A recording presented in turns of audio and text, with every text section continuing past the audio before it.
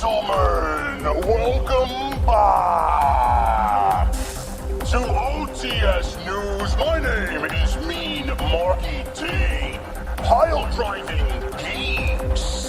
Since 1973, the biggest mark in the IWC. It's Wednesday night, ladies and gentlemen, and you know what time it is. No, I'm not talking about AEW Blood and Guts. I'm talking about Cinco de Mayo. Not only is this the biggest AEW Dynamite of all time, but this is the busiest day of the year for Titus Catering, so you are in the right place. Ladies and gentlemen, we got the chilaquiles, we got the tacos, we got the enchiladas, we got the al pastor, we got the quesadillas, whether you want pork, chicken, steak, we got it. We got the gorditas, we got the homegrown corn on the cob, and we got Titus's homemade fresh with organic avocados, guacamole. Unbelievable, ladies and gentlemen. We got this tequila flowing at the bar. Make sure you guys go up and get your favorite tequila beverages. And we got the Pinnacle versus the Inner Circle in AEW's version of War Games. It's gonna be rocking and rolling inside the venue. Ladies and gentlemen, please welcome the #1 podcast in the entire IWC. This is JD from New York, and this is Off the Script.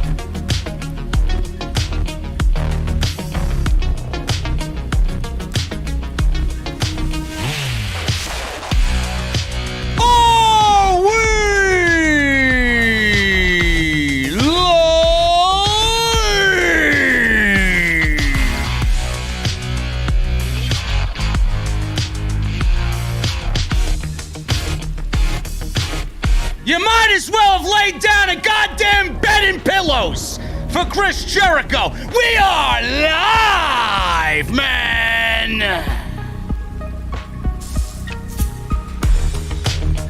Oh, Tony Khan! We ain't going easy on you tonight, man. Why is it that every single time AEW is so close to being great, they always manage to fuck it up? Blood and Guts, the Pinnacle versus the Inner Circle tonight. Great match. I loved every minute of it. I love so much about it. But Mr. Disappointing, I don't know how to book an ending. Tony Khan fucks it all up. We're going to talk about what made this ending so disappointing to yet again another huge night for AEW that just doesn't reach the pinnacle. Jesse and I are going to go over it all, ladies and gentlemen. We are live tonight. We got 1,300 in the venue. This This is the only podcast you need right here on your Wednesday night. This is your AEW Dynamite Blood and Guts post-show right here on Off the Script.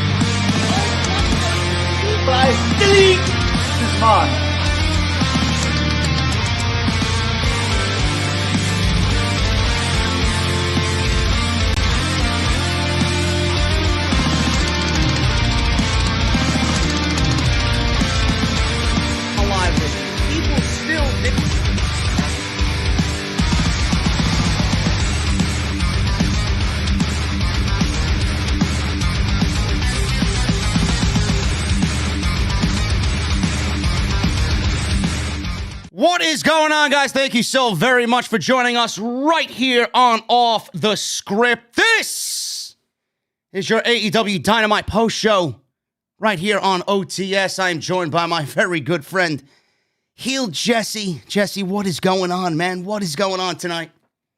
What's up, man? How everybody feeling tonight? Oh my God, man, we got a lot to talk about. I already see and sense the chat is getting a little antsy, man. They're getting a little antsy, man. They're anticipating me and you to shit on what happened tonight, but we're not going to do that. We're not going to do that, folks. We're going to jump right into it because I know you waited all night to hear what we have to say. The OTS venue is packed. We are letting people in. We're going to exceed the maximum capacity here tonight. But Jesse, Blood and Guts, AEW's version of War Games tonight between the Pinnacle and the Inner Circle. My quick thoughts on it before we break this thing down. I loved the majority of it. I thought the intensity of it was right there from the start, from the word go. I even mentioned on Twitter that I feel like this was much better as far as execution goes. It was much better as far as storyline goes, as far as comparing the NXT TakeOver War Games matches that we've seen with the Undisputed Era and all the individuals that they feuded with over the last 3 or 4 years. It was the same rules, it was the same concept, but I felt like this match had a lot more intensity from the start. It was more frantic, it was more intense, and I do think that is definitely because the build and the feud was a lot more like a blood feud instead of just throwing random 8 guys into a War Games match in NXT. But for the majority of it, everybody deserves bonuses on their paycheck, man. Everybody worked their ass off. Everybody made that match incredible up until the last 5 minutes, where I feel Tony Khan sometimes gets in over his head. That little kid comes out in him and he thinks this is a fucking video game. I don't mind the ending of the surrender by Sammy Guevara, where MJF had Chris Jericho tonight on top of the cage, threatening to throw him off through the stage. Sammy, just because he wants to salvage the remaining Inner Circle members and the boss of the Inner Circle, he doesn't want to see him perish, surrendered. And MJF, like typical MJF, we all knew he was going to do it anyway, throws Jericho off the top of the cage. Tony Khan fucked everything up by this ending. I don't know why nobody looked back at this and said, maybe we shouldn't do this if it's going to be that fucking lame, if it's going to come off blatantly obvious like that. Jesse, you said it best. You might as well have just rolled out a fucking bed, pillows, and put the little green fucking Andes mint on his pillow. Right underneath the goddamn stage. What the fuck were these people thinking about executing an ending like that tonight? I think we should now start calling Tony Khan Mr. I don't know how to book an ending, Tony Khan. AEW somehow just gets so close to being epic and they just don't know how to let people down in the most disastrous way. Not getting blocked by Tony Khan. Listen, tonight. man, just give me your fucking opinion, all right? Don't mind Tony Khan. I'll deal with him. We'll deal with him when we get to Jacksonville. We don't know who booked that ending. That could have been Jericho's 100% ending. That could have been all Jericho's go home segment. Bro, who gave the thumbs up and okay on that ending? He gave the thumbs up for Jericho to do what he wanted to do, possibly. We don't know. What if Jericho wanted to do this and Tony Khan said, no, we're doing something else, and then we don't like the something else, and then we want to say Tony Khan messed it up. Should have went with Jericho's idea. We don't know who did what. Bro. But look, I'm gonna go even further. We just come off of watching WWE product for the last couple of weeks where we've been bleeding eyeballs, and now we want to nitpick something like this. I have no complaints about this show tonight, man. Listen, what are you, deaf? I have no complaints about the match, but the ending, bro, listen, the ending was just blatantly obvious. I mean, I don't expect Jericho to fall off a goddamn cage at 50 years old and go through a stage and ruin his career for the rest of his fucking life. But, I mean, you got to do something better than that. You got to do something better than that, man. Even Shane McMahon jumping off fucking Hell in a Cell cages. You know it's not going to be as death-defying as it usually is, and you know there's going to be air mattresses or fucking blow up something underneath there. But, I mean, Jesus Christ, bro. That was like your children playing in the backyard and you're carrying them to safety so they don't get hurt. Nope, I loved every minute of it. It was awesome. Come on. Look, we sit here and complain when fucking Matt Hardy tries to kill himself doing the match. And then we complain that the ending of a blood and guts match wasn't bloody or gutty enough. I mean, it was perfect, man. It was perfectly fucking fine. I got no complaints out of that one, man. None. We can't have it both. We can't have it both ways. Somebody gotta die or somebody gotta look like a fucking puss. Which one is it? I mean, you're not gonna hit the fucking perfect. So you mean to spot. tell me that there wasn't a better ending that you could have booked in that match, that you didn't have to go and leave the audience with that blatantly obvious ending?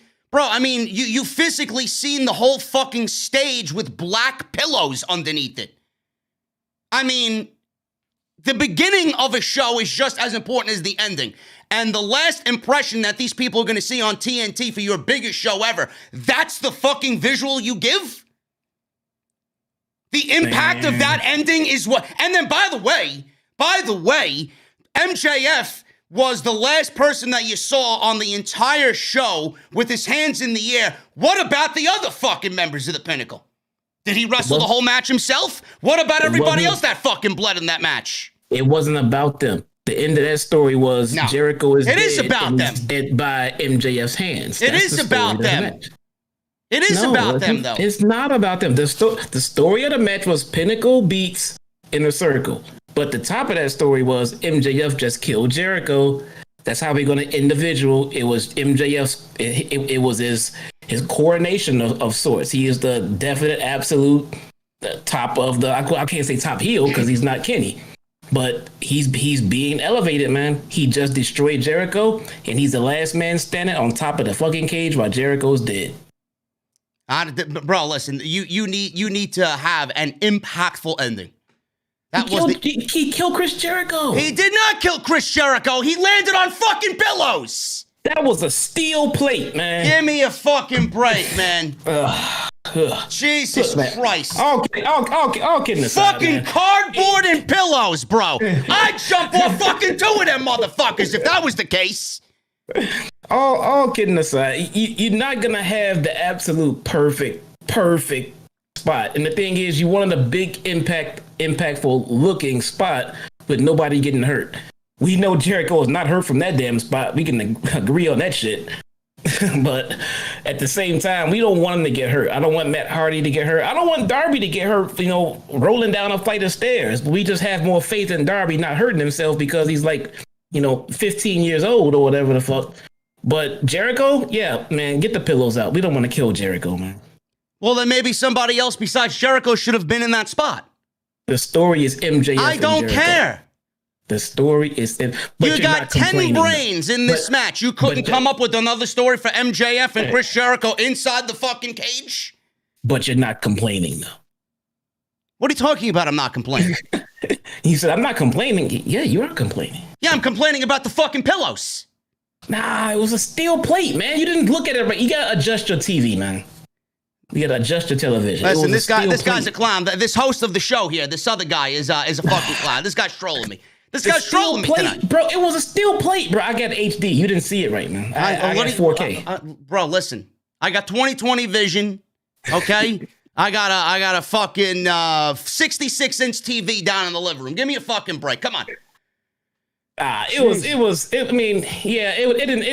didn't really hit home. Like, dude, when you think about going off of the cage, I mean, you think Foley, you think Michaels, and then you're going to compare the two. And nothing will ever get that close again. So nothing will ever be great. And we've been desensitized to shit like this, man. We have been. That's legit. We've been desensitized to cage bumps like that because we've seen the worst of the worst that will never happen again. If I could redo the Hell in a Cell with Foley Undertaker, I would put the fucking pillows under him, man. It's not worth the way the man walks and acts right now. You see Foley walk these days? You would put pillows underneath Foley? Yeah, I'll do it. If I had to redo it all, I would put the pillows under the fucking announce table at Hell in a Cell. The legend says that Vince McMahon didn't even know what the fuck was going on in that match, and they went into business for themselves. Yeah, no, so, I believe that's a completely different fucking story, man. You can't take a Mick Foley in that situation when they're going to war with WCW and they wanted to do something to turn the tide forever in their direction, and they showed that they were soldiers for Vince McMahon, that they would be willing to die for him to fucking swing the momentum in WWE's direction. If Mick Foley and The Undertaker were to be brought up, hey man, we should put pillows underneath Mick Foley, they would probably fucking throw you off the goddamn cage with both of them. Yeah, no, but hey, I agree. And I believe that he didn't know about the spot because it sounds fucking ridiculous on paper to do. It sounds fucking stupid. Like, no, you're not going out there and doing that shit. Bro, but that's the problem. That's the problem, man. They made an epic moment that to this very day and will forever be looked at, even when we're fucking gone. That moment in wrestling history will be looked at forever. This ending, look at what they did in that match and then compare it to what happened here. It was an epic letdown. The ending it doesn't sit the same. There's no impact. There's no impact on that. The visual of Jericho falling off the cage, yes, but the landing itself, you can't half-ass the landing. Yeah, well, I could agree with maybe not showing the whole landing. Maybe fucking doing some video magic at the end. Something. To try to sell the impact of it a little bit. But seeing how Mick Foley walks these days, I'm sure if you ask Mick Foley's family, I bet they would wish that bump never happened. And I don't know. I wouldn't do it, man. I wouldn't redo it. You're right, it's epic, and it'll never, be lived up to because it shouldn't have happened and it won't happen again. But the rest of Mick Foley's life is not worth our wrestling memories, man. I mean, it's not that fucking important. I mean, the man could have legit died. Yes, he could have died, but he didn't. And you're like, yes, but it was a great pay-per-view. Anybody could have, bro, anybody could have died on any of those fucking spots. I mean, the spots that Adam Cole and Tommaso Ciampa did in War Games, they could have fucking died. The spots that Adam Cole and Johnny Gargano did in their fucking match, when they had their epic showdown for the NXT Championship, off the top rope, off the cages, through the ladder, or through through the tables, they could have died too. It doesn't matter. But none of them were more dangerous than the Mick Foley spot. I know. None of them. Since that spot, every bump like that from there on has all gone downhill. None of them have ever upped it and tried to up that ante because they can't. Because they wasn't supposed to be. I don't know, man. The fall itself, I don't want to sound like I'm fucking just shitting all over because I loved the match. I thought the match was great. There was a lot to love here. The fall itself was great. It was just the ending was the fall through the stage was not it. It was not it. Yeah, we all saw the soft land. I think they could have did some work on that or something. I mean, and the reason, and Jesse, the reason why, the reason, yes, the visual. I'm very much a visual person. When you shoot it like that, God, that looked awful. It looked childish. It looked like a company that doesn't know what they're doing. But I think I have a bad taste in my mouth because of what we've seen with the barbed wire death match with Omega and Moxley and the fucking disaster ending that was. This was their time to rectify that and maybe take some of that bad taste that still is lingering in those people's mouths. And I feel like they just added to it a little bit. Not much, but a little bit. That's my point. Well, this one wasn't as bad as the last one. No. The last one was a botch. This was the planned segment. I mean, people just wanted more pain from Jericho out of it. I mean, I don't know what you want. I mean, they could have shot it better, but as far as safety goes, I would rather take this than wondering if Jericho survived that fall or not. You know, I see a lot of people in the chat tonight. JD is right. Sorry, Jesse. Sorry, JD. Jesse is right on this one. I like that. Yeah. I like that. That means that, you know, we have two people on this show, me and Jesse, who respect each other's opinions, and you guys are making topical discussion. It doesn't matter who's right or wrong. This is why we do what we do, because we love what we do. We love it. Here's what I don't like about this, though, is that we're talking about this one specific spot of a fantastic, not just match, but a show. I mean, we're talking because unfortunately, you know, how you finish it is what they're all going to be remembering and talking about.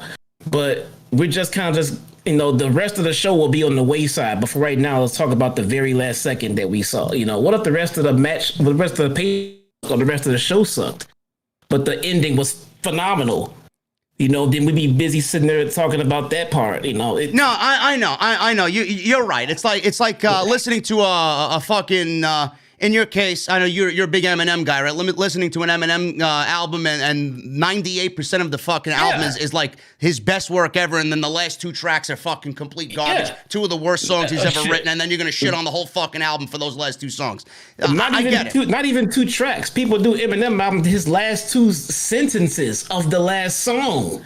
People will harp on that instead of the fucking genius of the rest of the album. So yeah, that's a good point. You know. Yeah. I mean, it's because in that case, that's a pretty good analogy because I could take it from there.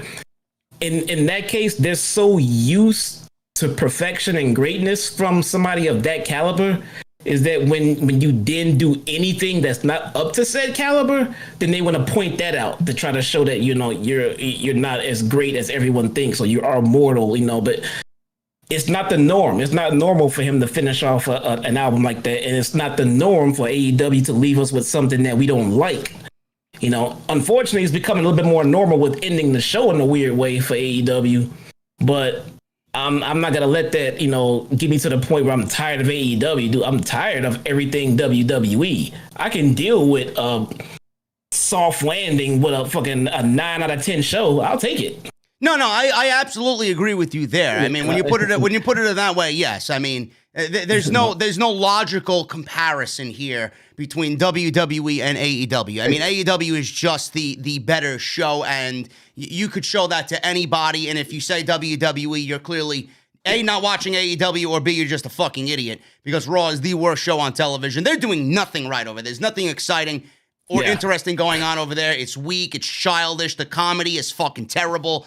This was a great show tonight. The match itself was fucking fantastic. I got chills watching some of this shit because not only with what the guys did in the ring, but the crowd itself. They had almost 2,000 people inside Daly's place tonight, with Double or Nothing actually being confirmed as 100% capacity. So AEW is slowly getting back to full strength, and when they're at full strength, it's going to be a sight to behold. But that crowd, Jesse, made this entire match. They were on every fucking move, every second, every countdown. They were into this thing, and it just made the match that was hyped beautifully up until this point even better. Yeah, no, I agree. That's the first thing I thought about when I saw Orange. You know, I texted you in. Seeing Orange and then the crowd reaction, it reminded me why we all started loving Orange to begin with. Yeah. You know, it was fucking awesome. If they would have did that in an empty arena and had Orange come out, I'll be sitting there looking like, dude, why the fuck is Orange out here with fucking Kenny Omega? Yeah. But now tonight, with their reaction and everything else, and it's like, oh, shit, they're going to put fucking Orange in the ring with Kenny Omega. You know, it's a whole different vibe, you know? So, ladies and gentlemen, that is, our opening thoughts about the Blood and Guts match tonight. We're going to go into it and what really made it great, the intensity, the fact that they ripped the ring up, Santana used the fork, Sammy Guevara with his crazy spots on Shawn Spears, Dax Harwood getting busted open, Jake Hager mysteriously getting busted open before even entering the match. I don't know what was going on. It was fucking chaotic. It was a frenzy. It was fantastic. It was just good stuff. And I'm glad that they made the decision to put it on TNT because that, in itself, people watched the majority of that match, minus the ending. I thought everybody enjoyed what they watched tonight. It's going to be a big number for them tomorrow. Can't wait to see what the final rating is going to be. But that's something else to think about, too. I mean, look at the shitty ratings that WWE is putting out. And not only that, forget that, the shitty product they're putting out. So when you get shitty product being put out on TV every fucking week, but you got a show like this being, just advertised and promoted and then put on like this, how many new viewers that they capture? How many lapsed wrestling fans that they say, okay, this company might be legit. I'm sticking around for this shit. I think they're going to be in the camp of getting some those lap viewers back. A match like this certainly is going to help because how many of those people may be older than twice my age who remember the first War Games match with WCW, and how many people remember that match for being what it was and got a similar feeling watching this with the new school guys? I think it is going to be a situation where they do get those lapsed fans back. I personally have a friend that is a wrestling fan, and he's a lapsed fan, and he doesn't watch any of the product anymore. And he always tells me that it's just too soft. It's just too childish. It's too just soft and silly. It's not. It's not. He's from the old school. He's from the NWA, the WCCW days and all that stuff.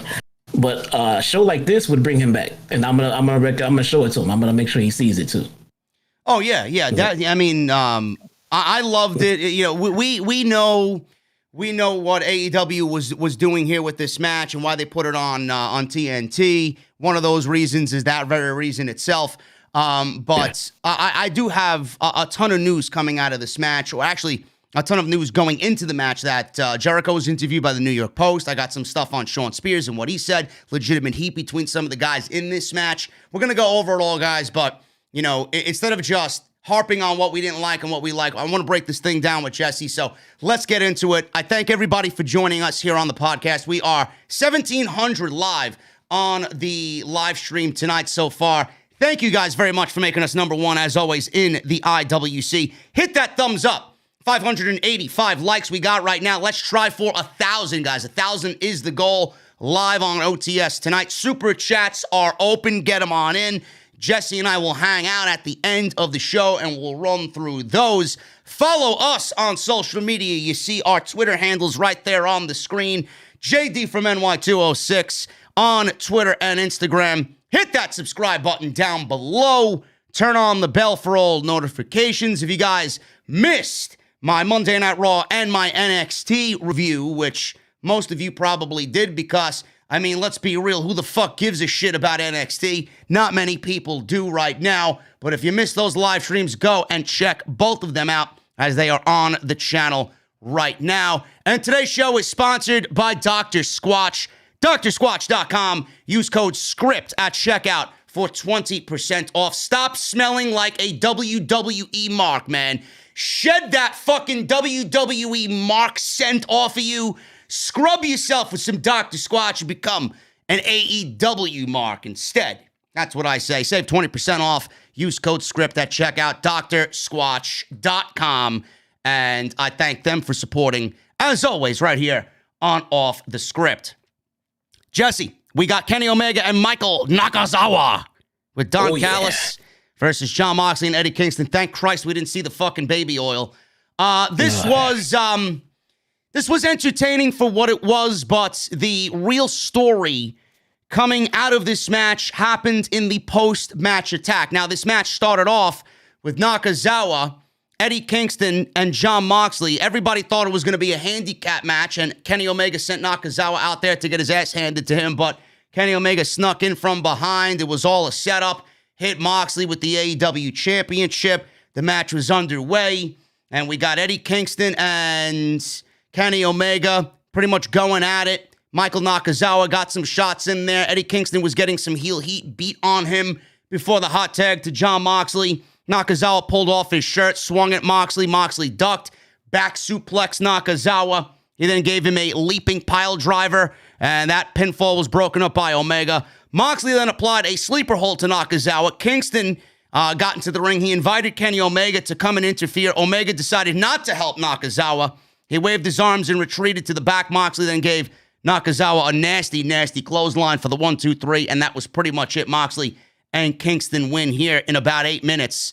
And after the match, the Young Bucks walked onto the stage, and Tony Schiavone said Matt Jackson was dressed as a shower curtain, which made me LOL. Doc Gallows and Carl Anderson attacked Moxley and Kingston from behind because the Young Bucks had their distraction, and Omega strolled right back out because the numbers game was in their favor, and he joined them on the stage. Brandon Cutler also walked out wearing his face mask and being the personal cameraman for the Elites. Omega delivered a one-winged angel to Kingston. Nick Jackson counted to 3. The Good Brothers gave Moxley the Magic Killer, and both of these guys got beaten up, and that was the way the segment ended. So, Jesse, it looks like after this nice win over the Elite by pinning Nakazawa, pretty much somebody who's irrelevant, we got Kenny Omega and the Elite trying to get one over on the baby faces here, but in the end, the Bucks, they need opponents at Double or Nothing, and I'm looking at their next opponents right here in Jon Moxley and Eddie Kingston. It looks like we have our AEW Tag Team Championship match set up for Memorial Day weekend. Yeah, when is the SCU match? Is that next week? That is next week, yes. So I don't know. Definitely, yeah, they're gonna retire SCU then. Yeah, looks like it. Now, who do you think? Who do you think wins that match? Anything else? Well, does Moxley and Kingston win the tag team championships? Do they win? I don't see why not. Yeah. Yeah. You go for a solid yes. Yeah, I'm going for a solid yes. I mean, just because, again, I still think Moxley is the number one absolute talent in all of AEW. All around. Heel, babyface, number one guy. Face of the fucking company. Put some gold around his waist. Jon Moxley. So, yeah, Moxley, yeah. I think Moxley and Kingston win, yeah. I could see that. I mean, as long as Omega doesn't lose. That's the thing. Oh, he doesn't. You know? I might as well talk about it now because I haven't spoken about it because it happened after, of course, the podcast was recorded this past weekend. Andrade challenged Kenny Omega for the AAA championship, and I'm not sure if that match is actually signed, sealed, and delivered, as Omega said, you know what, I appreciate that, but let me think about it.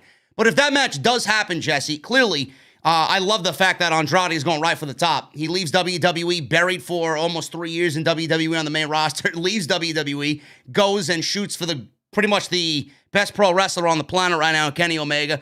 Guy definitely has something to prove, so he definitely is making a choice with Omega in his mind that he wants to show everybody how really good he is and why he was suppressed for 3 years.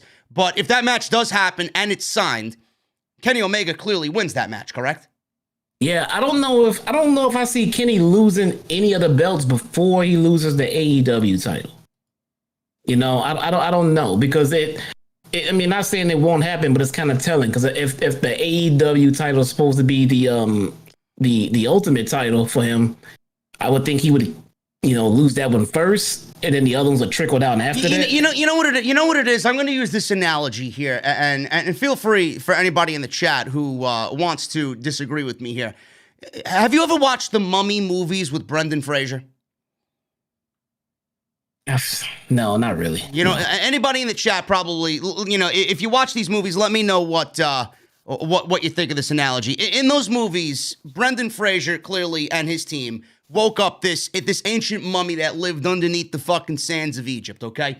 And clearly when he rose from the dead, he was nothing more than just bones. So for everybody that's, brought him back to life, he was going to hunt them and kill them and take, body parts specifically for himself from those people to kind of regenerate himself and bring him back to what he was as a human. So these jars were the focus of all these people, all these these archaeologists, and Every single person he killed, he took some of their body organs.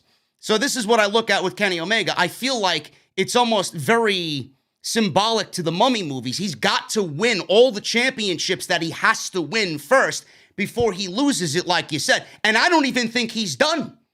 I don't even think he's at full strength yet. I don't even think he's like full Kenny Omega yet. I'm not saying he needs to win the IWGP Heavyweight Championship, but if you want him to be the belt collector, clearly, after all of what we've seen, and I don't think we've even gotten started yet, I don't think he's done. I really don't think so. Before he loses to anybody, he needs to collect all those belts, and then you start with the AAA Championship, then you start with the Impact Championship, then you start with the IWGP Championship, and then finally, when Kenny Omega goes on hiatus for a little bit, he drops the AEW Championship in his final match competitive to Adam Page, and then he goes away for a little bit. Yeah, that could be a way too. It's definitely gonna be. It has to be a very strategic way in the way he starts losing titles. So I just now started thinking about it, but so I don't know. But yeah, because the moment he loses a title, it's like the floodgate could be open, type deal. You know what I'm saying? Yeah. And his momentum can start decreasing. So we don't want to halt momentum when he's still holding on to a bunch of important titles in other companies. So maybe Andrade is the guy to take the AAA Championship off of him, and maybe there's a fuck finish of sorts where Andrade wins by DQ, as long as Omega is not pinned. I said the same thing about Roman Reigns. If Roman Reigns was to lose to either Daniel Bryan or Edge at WrestleMania, as long as he doesn't get pinned. If Omega is gonna lose, it needs to be by a count out or DQ. Yeah, it may be disappointing to the fans in attendance that they don't get a real clear-cut winner, but they have to know that it's pretty much inevitable that Omega's gonna win all of his matches right now because that's how powerful he is. Yeah, we gotta realize too how risky this is, that all of these different promotions are putting their faith in one guy. What if Kenny gets hurt? That's a good point. That ties up a lot of shit. I know. I mean, so who knows? AAA might be saying, "Hey, great, thanks for the rub and everything else, but we're ready to put our title on Andrade. We didn't know he was going to becoming available soon. So how do we get our title back from Kenny? You know what I'm saying? So who knows? Which makes him wrestling on a show like this. Yeah, it's blood and guts, but I mean, does he really need to wrestle? Does he need to wrestle on weekly television? To call this show as important as they want to call it, yes. Yeah, a show like this, yes, but all these other Dynamites, I don't think he needs to be on those shows. He needs to be on the show. Wrestling, no. Yeah, that's what I mean. Yeah, absolutely. Yeah. He needs to show up on every goddamn show he possibly can. Wrestling, no fucking way. He should only be wrestling at fucking pay-per-views, man. Now, I'm going to bring this up. We're talking about Omega. We will get into what his announcement was a little bit later with Orange Cassidy. I know that the big news is that Daniel Bryan is now officially a free agent. He let his contract run out. Quickly, Jesse, I don't want to spend too much time on this because it really doesn't, tie into anything that we're talking about today. Does Daniel Bryan stay with WWE, or does he venture off into other promotions and eventually get a match with an Omega and go to New Japan and wrestle an Ibushi or an Okada or a Jay White or guys like that over there, Will Ospreay? Does he stay with WWE, or is this something where he's going to use them as a power play, get what he wants from them, get as much money as he can from them, and pretty much just be home with his family more than he used to be? Yeah, I like the fantasy book like everybody else, and all that good stuff. But truth be told, the Bryan Danielson is not leaving WWE. No, I don't think so. Him, his wife, they're all family there. He probably let his full-time contract expire so he can sign his new Brock Lesnar type deal. I mean, Bryan will show up when he wants, where he wants, wrestle who he wants, for what title he wants, and then go home and be with his family, like you said. Yeah. But I think about that for a second. If Bryan Danielson comes to AEW and we see the American Dragon back, how much of that would be a game changer for AEW? Would that be pretty much one of the final pieces to the puzzle for them to finally say, hey, you know what? Maybe in a couple of years, we're going to be ready to compete with WWE. It would be a game changer in the sense of like a big name from WWF showing up on Nitro. Yeah. Type deal, because I mean, Danielson, started on the indies, but for the last, decade or he's been WWE through and through. You know, he's for what he's went through and what the company's invested in him and what they sacrificed and risked on his character, and it's paid off. They will never let him go anywhere. I mean, if Daniel Bryan leaves that company and signs and works somewhere else, that means they offered him the world and he said no. Yeah. So I don't think he's going. I mean, the guy probably would have loved nothing more than to work with AEW or New Japan, but look at his age. Look at his time in life. He's got, 2 kids now and everything. He doesn't want to do it like that right now. And for everybody on social media, sorry to cut you off, Jesse. A lot of people are saying Daniel Bryan's going to sign with WWE and they're going to allow him to work on other companies. Absolutely no fucking way. Listen, Jesse and I have a better chance of having a fucking threesome with Io Shirai than that happening. Give me a fucking break. It's not happening, dude. It's they want to share, but give me a break, man. I'm not sharing Io with anybody. Man.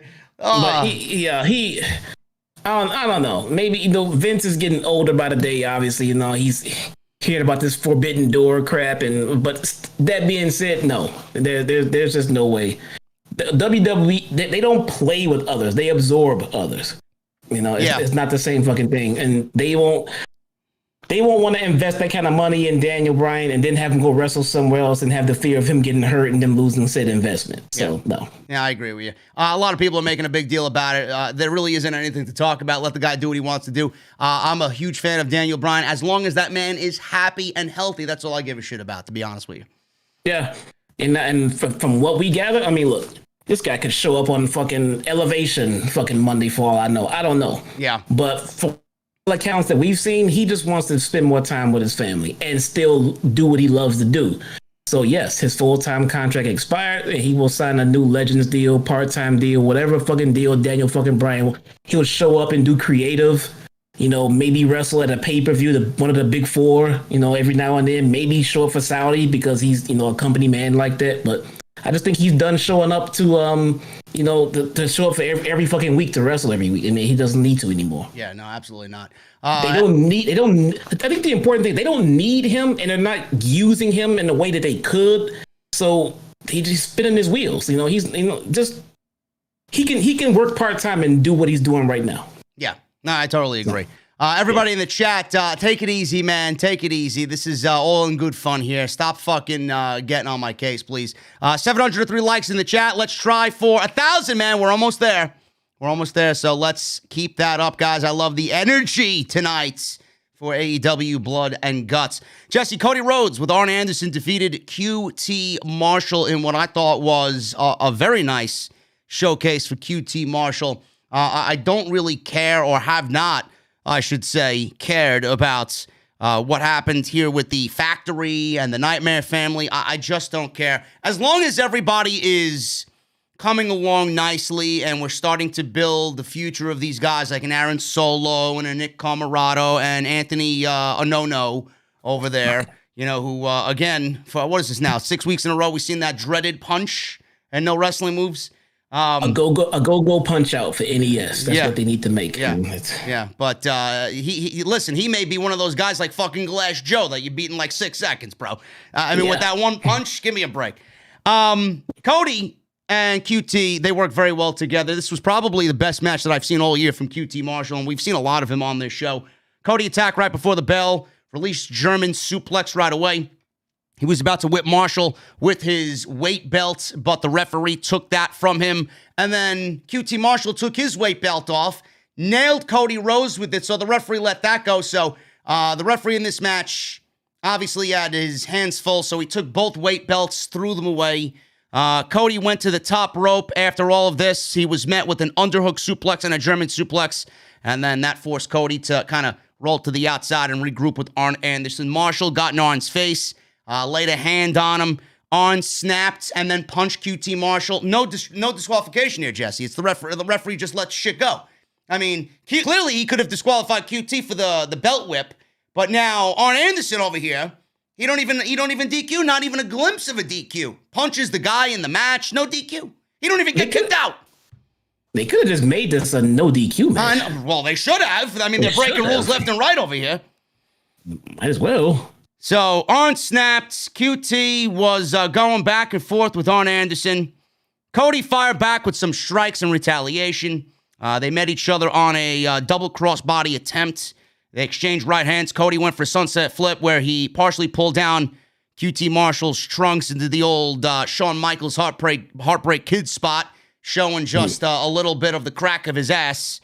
Then he hit a DDT. Cody went to the top rope, landed his high moonsault for a 2, which looked very nice. He went for a disaster kick. Cody nailed that.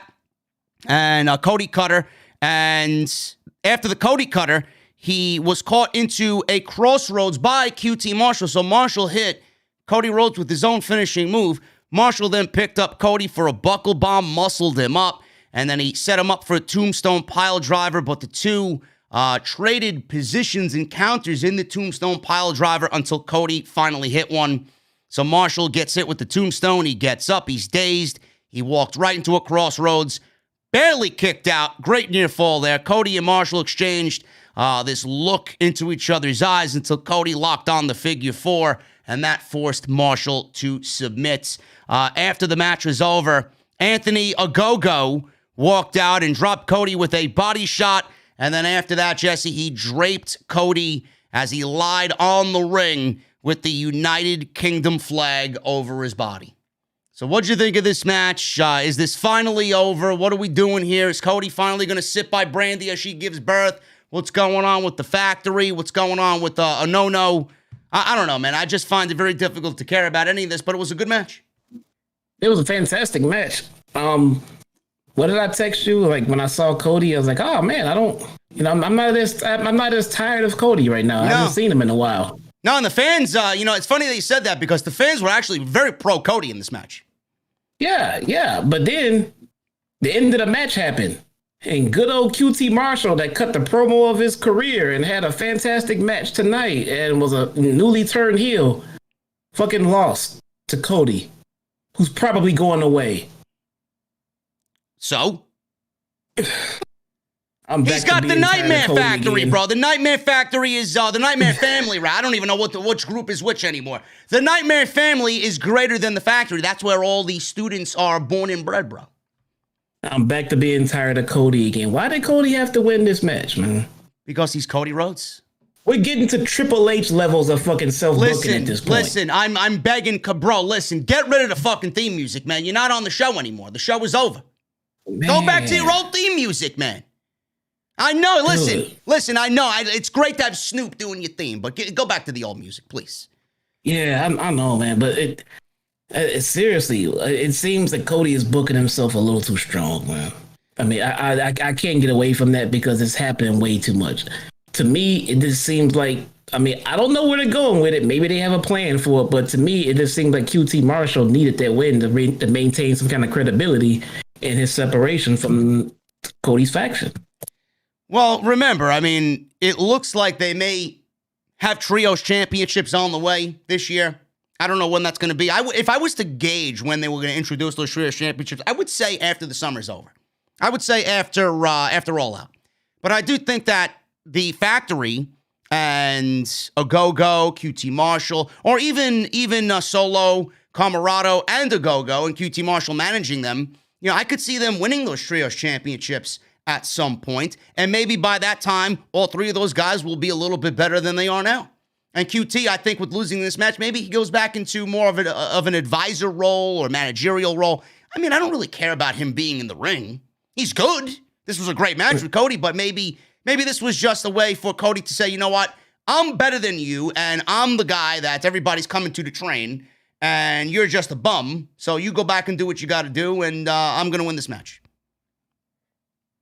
Nobody in this match tonight is winning those trios titles. We got too many fantastic trios waiting for those trios titles. How do you know? Because they have way better teams waiting for those titles, man. Jurassic Express. This is too many. They putting them on anybody in this match kind of just lets down that the rest of the trios title teams they've been building up that are way better than this. And this feud does not need trios titles.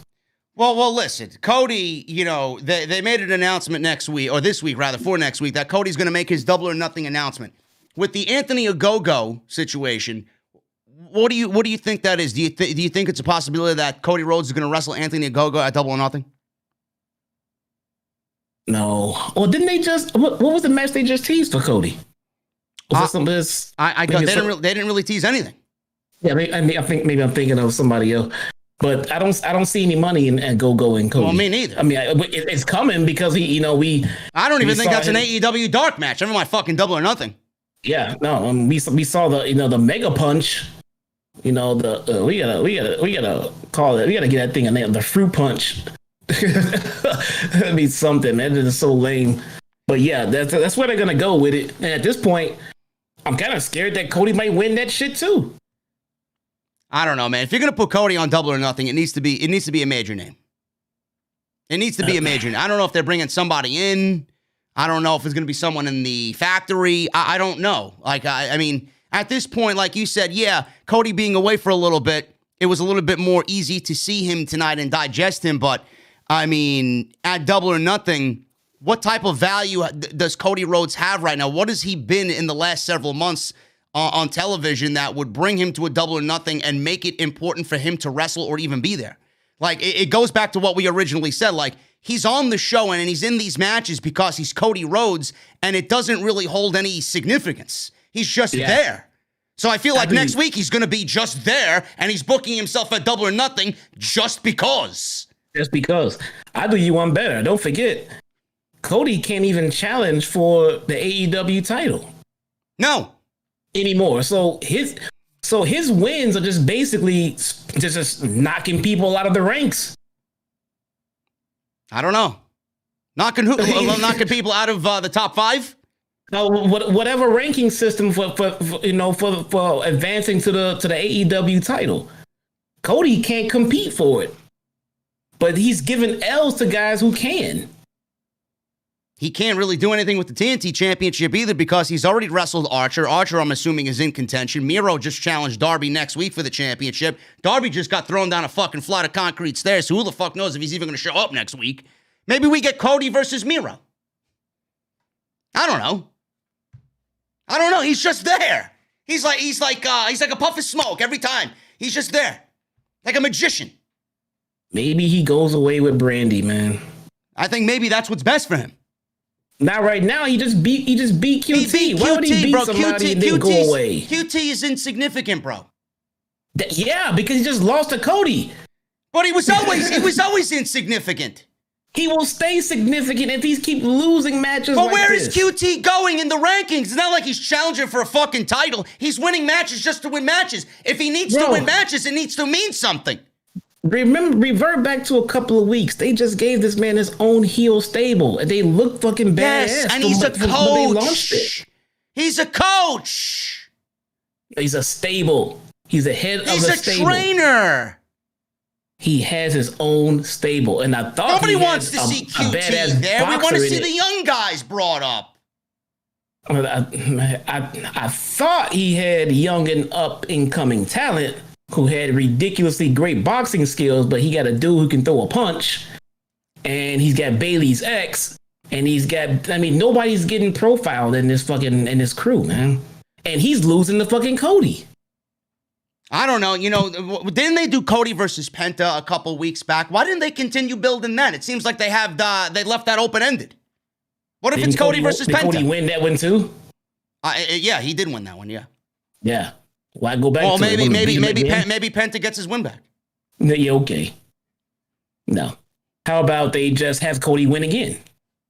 You know what I don't want to have happen? They make some fucking multi-man match, like a Double or Nothing Casino Royale fucking triple ladder match or whatever the fuck they got. I don't want them to make something stupid just to get everybody on the show, because that's exactly what they're going to do. Yeah, I'm trying to figure out how they want to. That title has to get onto MJF. Yes, when the time is right. Yeah, how are they going to get that title off of Kenny and over to MJF? Who's going to take it from Kenny? Paige, and then they're going to go back to Paige and MJF, which was teased as being one of the first ever AEW Championship matches before Jericho got involved. Yeah, true. I don't know. So man, we're looking at a good couple of years before they get to MJF. Well, MJF is 20. What is he? 25? It should. I'm hoping they wait. I'm hoping they wait that long. The way he wrestles, bro, is that he's not Darby Allin. The way he wrestles, he's very scientific. He's very, meticulous. MJF is the type of guy that could have a Ric Flair-like career. He could. The way he works, he could. But I mean, but matches like this got to fucking slow down. Well, I mean, he didn't really do much tonight either. Yeah. I mean, there's a lot of moving parts in this kind of match, though, man. Yeah. He looked kind of beat up. He did. I don't think anybody left this fucking match. No. I'm assuming they're all banged up tonight. But MJF, really, he ended up busted open in this match. He didn't really go in there and do like a Dax or a Sammy. He was very MJF-ish in this match. But if you notice in AEW, I mean, very low key, the top top guys don't wrestle very much. No, not on TV. The top guy, you don't see MJF wrestle all the time. You don't see Moxley wrestle all the time. You don't see Kenny wrestle all the time. No, so that's good. That's good. You see them.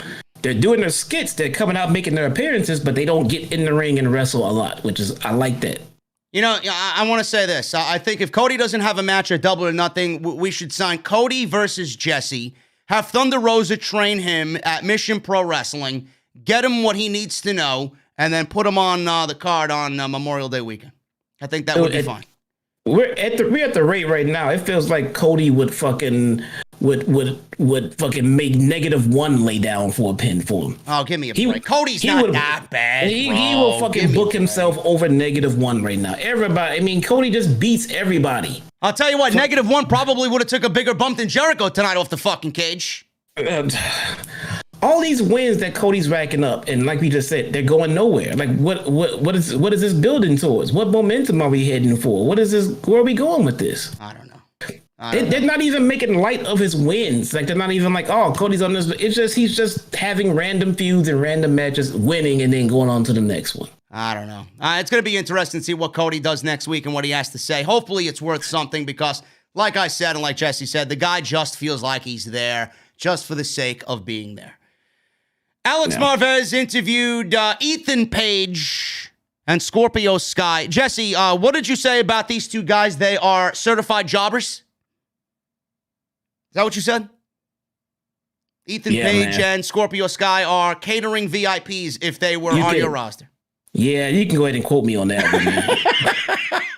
I'm sorry. I love Scorpio Sky and SCU. Ethan Page, I never knew him, so I never liked him, so whatever, he can just go. But Scorpio, they tried launching him as a baby face. That failed. We all suggested a heel turn. They turned him heel. And what happened? It's not working, dude. It's so fucking lame and cringe. It's just not working. So then they break him from his tag team and put him in a tag team. They can see it's not working too. They're trying a bunch of different shit. They're trying. Well, this is the problem. Ethan Page came in to AEW as a single, and he left the tag team, a very good tag team in Impact with Josh Alexander to the North. He came on his own. He didn't really have that it factor to him. Everything that he had and all the momentum that he had was left with Josh Alexander and Impact. The fact that it came in without him and the fact that their contracts were a little different and one was a free agent while the other one remained in Impact, I think it actually hurt him. I never looked at Ethan Page as a single guy. I always, with how great he was with Josh Alexander in the North, and I know you're not familiar with them, but the chat is, I thought they were fantastic. And that's the problem with him. You know, he's missing his guy. So Scorpio Sky just feels like a fucking replacement, not only because Ethan Page was in a tag team, a very good tag team, but he was also in a tag team, Scorpio Sky, with SCU. And it's almost as if Page is lost, Sky is lost, and they're both lost for the same fucking reason. Yeah. It's just not fitting in. I mean, I guess I get trying the duo, but that's not working. They got to get them back into something that they're comfortable in. They don't feel like a team. They don't act like a team. They don't sound like a team. It's not working at all. I mean, and as far as Scorpio goes, I don't know what to do with him, man. I mean, I would try to. He needs to come out and interfere in the SCU Bucks match, and maybe he can be the cause of them losing the match and getting retired, and then he can feud with them. He can be a dick. He can be his heel dick. Just tormenting fucking Frankie and the Doc, man, because otherwise I don't know what to do. I don't know what to do with him. I don't know, man. Scorpio Sky should be someone that is so easy to book. I mean, look at what Impact is doing with Trey Miguel. Look at what Impact is doing with Chris Bay. You know, and that's the type of shit that they need to be doing with Scorpio Sky. He's just as good as those guys, yet he just seems so fucking lost. I don't understand how you have someone with Scorpio Sky's potential and he's just sitting around doing nothing. Yeah. Yeah, it was. Yeah, I don't know. The last thing he did that I cared about was him and SCU. So don't put him back in SCU, but he needs to be connected with them. I would have him cost them the tag team titles, and then feud him with them. Go somewhere with that, and maybe they will take him and his partner, and they go feud with SCU. Somehow, I don't know, they lose the match and somehow say, hey, non-sanctioned match or last final match, off the books or something. You give him something to do because this is not working. No. So they were interviewed by Marvez. Sky grabbed the microphone, asked, who's afraid of the big black bat? He said, Sting is nothing more than a mosquito sucking on the blood of AEW, so they're going to swat him. He said, Sting has overstayed his welcome. I'm the franchise now, bitch, is what he said. Call the bitch. Yeah. Ethan said he doesn't get why everyone looks at Darby as some unsolvable riddle. Darby then came out of nowhere and attacked both of them. They fought on an outdoor platform in the rafters of Daly's place. Darby leapt onto Ethan Page. Sky comes running down the entire fucking corridor with a goddamn trash can. Nailed Darby with it. Ethan Page, and Scorpio Sky stomped away at Darby. Then Ethan threw Darby down a flight of concrete steps. Darby did get some offense in this thing. He climbed a little platform up a ladder very quickly and did a nice coffin drop onto Ethan Page, but Page just threw him down a flight of concrete steps. It almost looked like a scene out of fucking that old MTV show, Jackass. That was ridiculous. Darby is a psychopath. He's a crazy fuck, but I love him. But Jesus Christ, man. And I know you agree with me, Jesse. If Darby wants to maintain some semblance of a fucking career, I don't mind you doing stuff like this every now and then, but it seems like something every week with this fucking guy, and that is as dangerous as you could possibly get doing something like that. Yeah, Darby's the other end of that spectrum. He's a younger guy who can take these big bumps. Yep. But my God, man, he takes it to a whole nother extreme, don't he? I don't worry about him as much because Darby comes off as that young daredevil who's probably does this stuff in his backyard every night any damn way.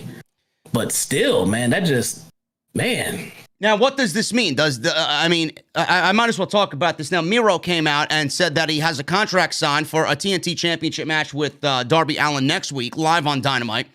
I don't know what this means. Was this, after listening to Miro speak with Tony Schiavone later in the show, was this a way to write Darby out of the TNT title picture? Because I think Schiavone mentioned if Darby doesn't show up for the TNT Championship match, they're going to strip him of the championship. You don't really say that unless they're planning to do that. So that was kind of weird that they did put that into the promo here with Miro. Is Miro going to be the new TNT champion by doing nothing because Darby vacated it because of this spot? Do they want to protect him? Do they not want him to drop the championship? I don't know, man. It's very weird. Well, no, you're right. They don't bring it up for no reason, but at the same time, they don't bring up the match for no reason either. So what's going to happen is the match is going to happen, and Darby might be dropping the title to Miro because he wasn't healthy enough to compete, but he did anyway because he's a super babyface, and Miro won because he was hurt. And that's why he ended up losing. So we might be looking at a new TNT champion, man. Fantasy book this then. Where if this does happen and Miro does win the TNT championship, where does that leave the TNT championship as far as Double or Nothing? Is it going to be Miro versus Lance Archer? Is it going to be Miro versus Cody? Who's going to come to the defense of Darby Allin for what happened to him? Yeah, because Lance Archer seemingly was taken out of this entire thing, and we haven't seen anything regarding Lance Archer, Sting, or Darby for weeks now. And that was one of the most entertaining things on the show. Well, unlike, Kenny's title, there's no lack of contenders for the TNT title right about now. So it could literally be just about anybody. They could even go back for a rematch with Darby, who knows? But it just seems like by that line, I'm glad you picked up on that too, because by that line alone about how he's saying that, oh, they could strip him if he doesn't show, and then right away, strong heel Miro says, well, I want to win it the right way and everything else, so come in and fight even though you're hurt, which makes no fucking sense. You want to run the right way, but you want to face somebody who's hurt, but whatever. But it gives them an out and to protect Darby and still lose that title. I know, but they can't protect him forever, man. It seems like they've done a very good job of protecting him, but they can't be pulling these stunts all the time. They want somebody that they love to drop a championship without being pinned. Well, he's gonna get. I mean, I think he's gonna get pinned. He'll get beat, but it looks like the goal here is to take the title off of him without making him look weak. And because look, you can't put him in a match with Miro. Tell us that Darby's too hurt to compete, but he drags himself out here and competes anyway. And then beats Miro. Now he's really fucking buried. They're trying to dig this guy out of the hole as it is. Absolutely. So they're going to have to give him the title. They're going to put him in a title match after breaking him away and trying to book him stronger. They're not going to have him lose his first fucking title match. Yeah. He's going to win. I don't know. It's going to be interesting. That TNT title, there's a lot of big question marks. A couple of weeks to go before Double or Nothing, man. It's crazy. We got Cody and his looming decision with a big question mark. We got Miro, big question mark. TNT title, big question mark. I hope they know what they're doing. I really do. Usually they have plans in place by now, but I guess you could look at that as a good thing or a bad thing. Unpredictability I love, but, hopefully AEW, and I do give them the benefit of the doubt, because I do think that they're very strong creatively. And going into their biggest show of the year, in my honest opinion, I do think that they have solid plans. I just don't know what the fuck it is right now. Yeah, and it looks like they're getting ready to shift. Yeah. I mean, every 3 or 4 months or so, they start shifting the storyline. So shift some titles, move some people around. And we're coming into the summer. So yeah, I can see them shifting that title off of Darby for right now. You know who they're going to shift the title off of? Hikaru Shida. Because Dr. Britt Baker, Jesse. Oh, God. Brittany Baker, DMD, the 3 strongest letters in professional wrestling. She wrestled Julia Hart, who should never step foot in a wrestling ring again, or I don't know if she is related to the Hart family. Jim Ross mentioned she was from Calgary, Alberta, Canada. I did do some research. She is actually training in the Nightmare Factory. Listen, honey. I think you should make your permanent residence in the Nightmare Factory. It almost looked like she was never in a professional wrestling ring, period. In this 1-minute squash by Britt Baker. She is so fucking bad, dude. I watched her on Dark. This was not her first showing. No, that's how I. Yeah. Dude, I was calling her this bad before the bell even rang. You hear that? I already knew when I saw her on Dark and the match is over. I'm like, oh man, thank Christ that's over. I hope we'll never see her again. And then she's on Dynamite. I'm like, oh my fucking God, man, who did she sleep with? What the fuck? Oh my God, man. She's bad. Man, she's really fucking bad. She is so bad. She's like Nia Jax bad before Nia Jax learned how to wrestle. You said that she's Eva Marie bad before Eva Marie made her return on Monday. Worse than Eva Marie bad. Yeah, Jesus she's fucking Christ, bad, man. If you are that bad, oh my God. She is bad. I mean, you saw what you saw in the 30 seconds she had, man, and she didn't do anything. I watched her for about 4 or 5 minutes. She couldn't even run the fucking rope. She didn't know whether she wanted to stand or fall after the fucking sling blade by Britt Baker. I mean, Jesus fucking Christ, man. This was pretty much it. Baker landed a sling blade, an air raid crash, and then the lockjaw with the glove, and that was it. Tap out, 1, 2, 3. All over. Britt Baker continues to shine. Her facial expressions and her working of the camera is fucking awesome. You're looking at your new women's champion, folks, on Memorial Day weekend. No questions asked. And she's going to lead that division. And then Thunder Rosa can take that from Britt Baker. Yeah. There's no other outcome. I'm surprised they're waiting till fucking Double or Nothing. Yeah. So that's that. Britt Baker continuing to shine. And that was pretty much it. 1-minute squash over Julia Hart from the Nightmare Factory. Taz did a scouting report and critiqued Christian's offense, noting the flaws in his style of execution. Taz then touted the superiority of powerhouse Will Hobbs and his offense in comparison to Christian Cage. Maybe we should have Taz do a scouting report on Monday Night Raw and how terrible it is. I'd pay to see that. Yeah.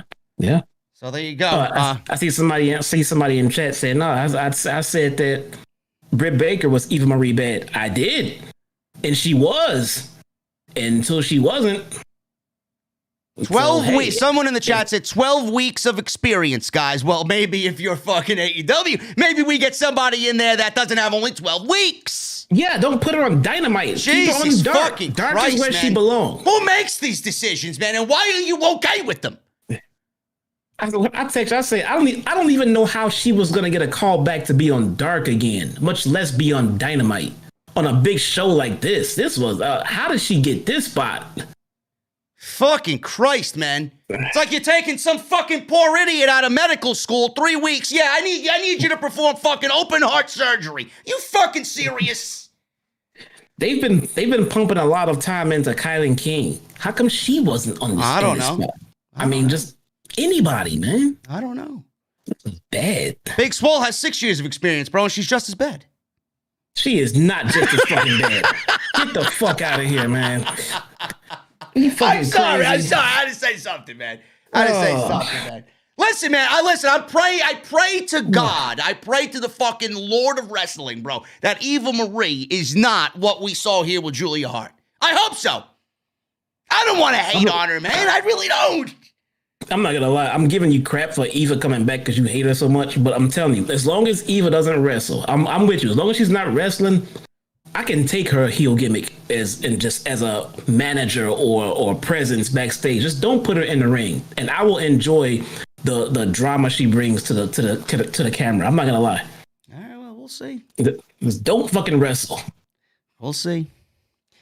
We got a fatal 4-way eliminator here. Varsity Blondes, Brian Pillman Jr., Griff Garrison, Jurassic Express.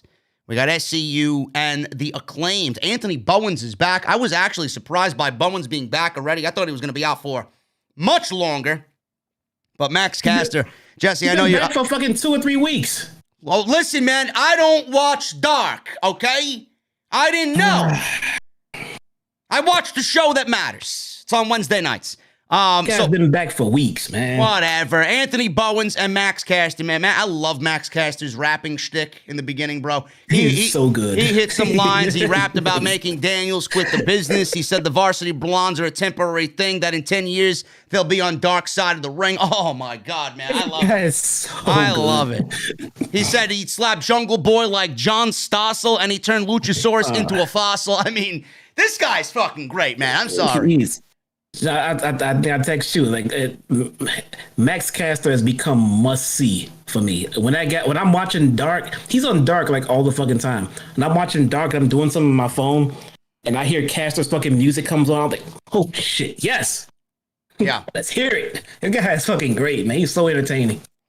Who would you take in a rap battle, bro? John Cena or Max Caster? John Cena. All day. Me too. All day. I seen that floating around on social media. I'm like, what the, really? It's not there yet, geeks. Come on. Not there yet. It's not a knock on Caster. Like Cena's good at the wrestling rap battles though. So I'll take Cena, man. Now with this fatal 4-way here, Jesse, number one contendership for the Bucks Tag Team Championship match next week. This was pretty predictable. I mean, I don't see why the announce team said, well, if SCU loses this match, then they're done as a team. We all knew from there that they were not losing this match before they got to the Bucks. So this fatal 4-way was just filler, very predictable filler with SCU winning this thing. Jurassic Express hit some double team moves. Daniels ran in to break up a pinfall after Jungle Boy and Luchasaurus had some double team moves. Pillman came in with a flying clothesline on Jungle Boy. Jungle Boy came in and hit his rebound lariat, went to the top, was pulled down by Daniels, who hit a flatliner on Luchasaurus on the floor. Kazarian tagged himself in, rolled up Pillman for a near fall. Kazarian took out Jungle Boy, but was rolled up by Pillman. Pillman tried to follow it up, but was stopped, and he was met with the best moonsault ever from SCU, and they win. They get the Bucks next week on Dynamite for the Tag Team Championships. Nice little match here.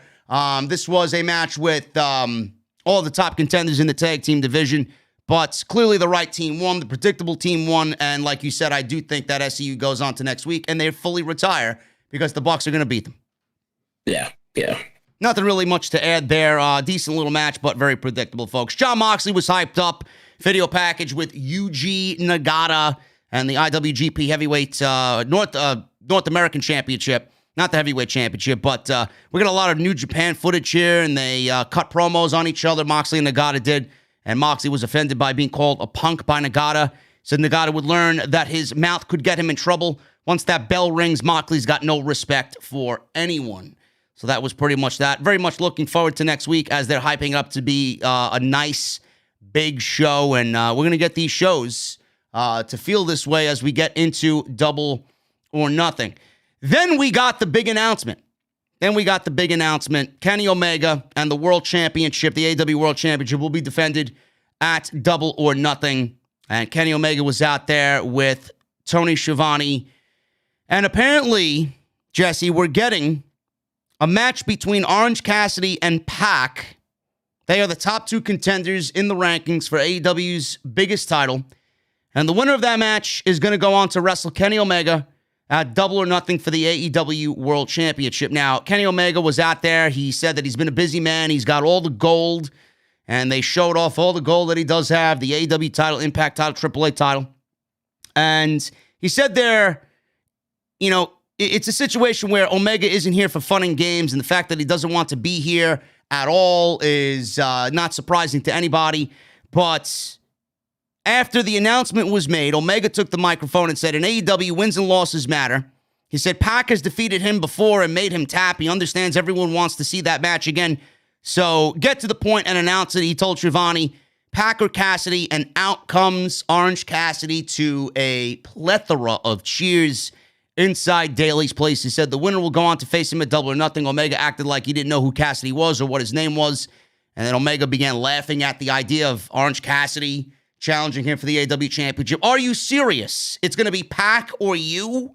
And then a loud, freshly squeezed chant rang out in Daly's place. Omega says he's seen people with hands in their pockets everywhere he goes, and kids dress up as him for Halloween and cosplay. He said that the only thing that Orange Cassidy is, as far as championship material goes, is something that he clearly ripped off of Omega, and that is the sunglasses. Now, Omega went on a rant about, I made these, this is my look, I made this gimmick, and yada, yada, yada. So he took Orange Cassidy's glasses off, and he said to Cassidy, listen, I'm a shades guy too. I'm kind of the guy who made this whole thing popular and famous. What these glasses cost you? $800, $1,000 on the black market? He said he'll never take the title from him, but he's already taken his valuable time. He said, therefore, he's taking his glasses because you wasted my time here tonight. He put Cassidy's glasses on Nakazawa. Nakazawa posed for the camera. He told Cassidy to look at him when he's talking to him. He said, those glasses actually look better on Nak than they do on you, Cassidy. And he said maybe he'll see Cassidy in 10 years when he becomes a fully grown man and approach when they can talk about whatever and whenever and wherever. He said, see ya in the funnies, buddy. And then he walked away. So he pretty much called Orange Cassidy a comic book joke and a cosplay and somebody that shouldn't be taken serious, all while taking his glasses and putting them on Nakazawa. Jesse, the fact that Orange Cassidy was in this promo with Kenny Omega on this stage for this amount of time, and the crowd was cheering like they wanted to see nothing but this match. I think it's pretty safe to say that we're getting this match as the main event of Double or Nothing. Yeah, pretty much. They gave us the match, to say like, oh, either Pac or Orange, and then they built this nice little storyline with Orange and Kenny. Now I want to see Orange and Kenny. Yeah, I'm rooting for. I don't want Pac to win now. No, I mean, they pretty much gave it away when he said something about Pac. I put it in my notes. He said, Omega says he wants to face Pac. So we all know that's not going to happen. Why would they do anything that Kenny Omega wants to do? Nope. I mean, I think we're definitely getting Orange. I mean, they've already started building towards it. I mean, I don't know why build towards it though, unless Orange pisses off Kenny here tonight, and then next week Kenny gets ahead of himself and tries to cost Orange the match that ends up helping Orange win, and he has to face Orange maybe. I know I mentioned this last week when we talked about the lack of contenders for Kenny Omega. I mentioned Orange Cassidy because him and Pentagon had a match last week, and the match was great.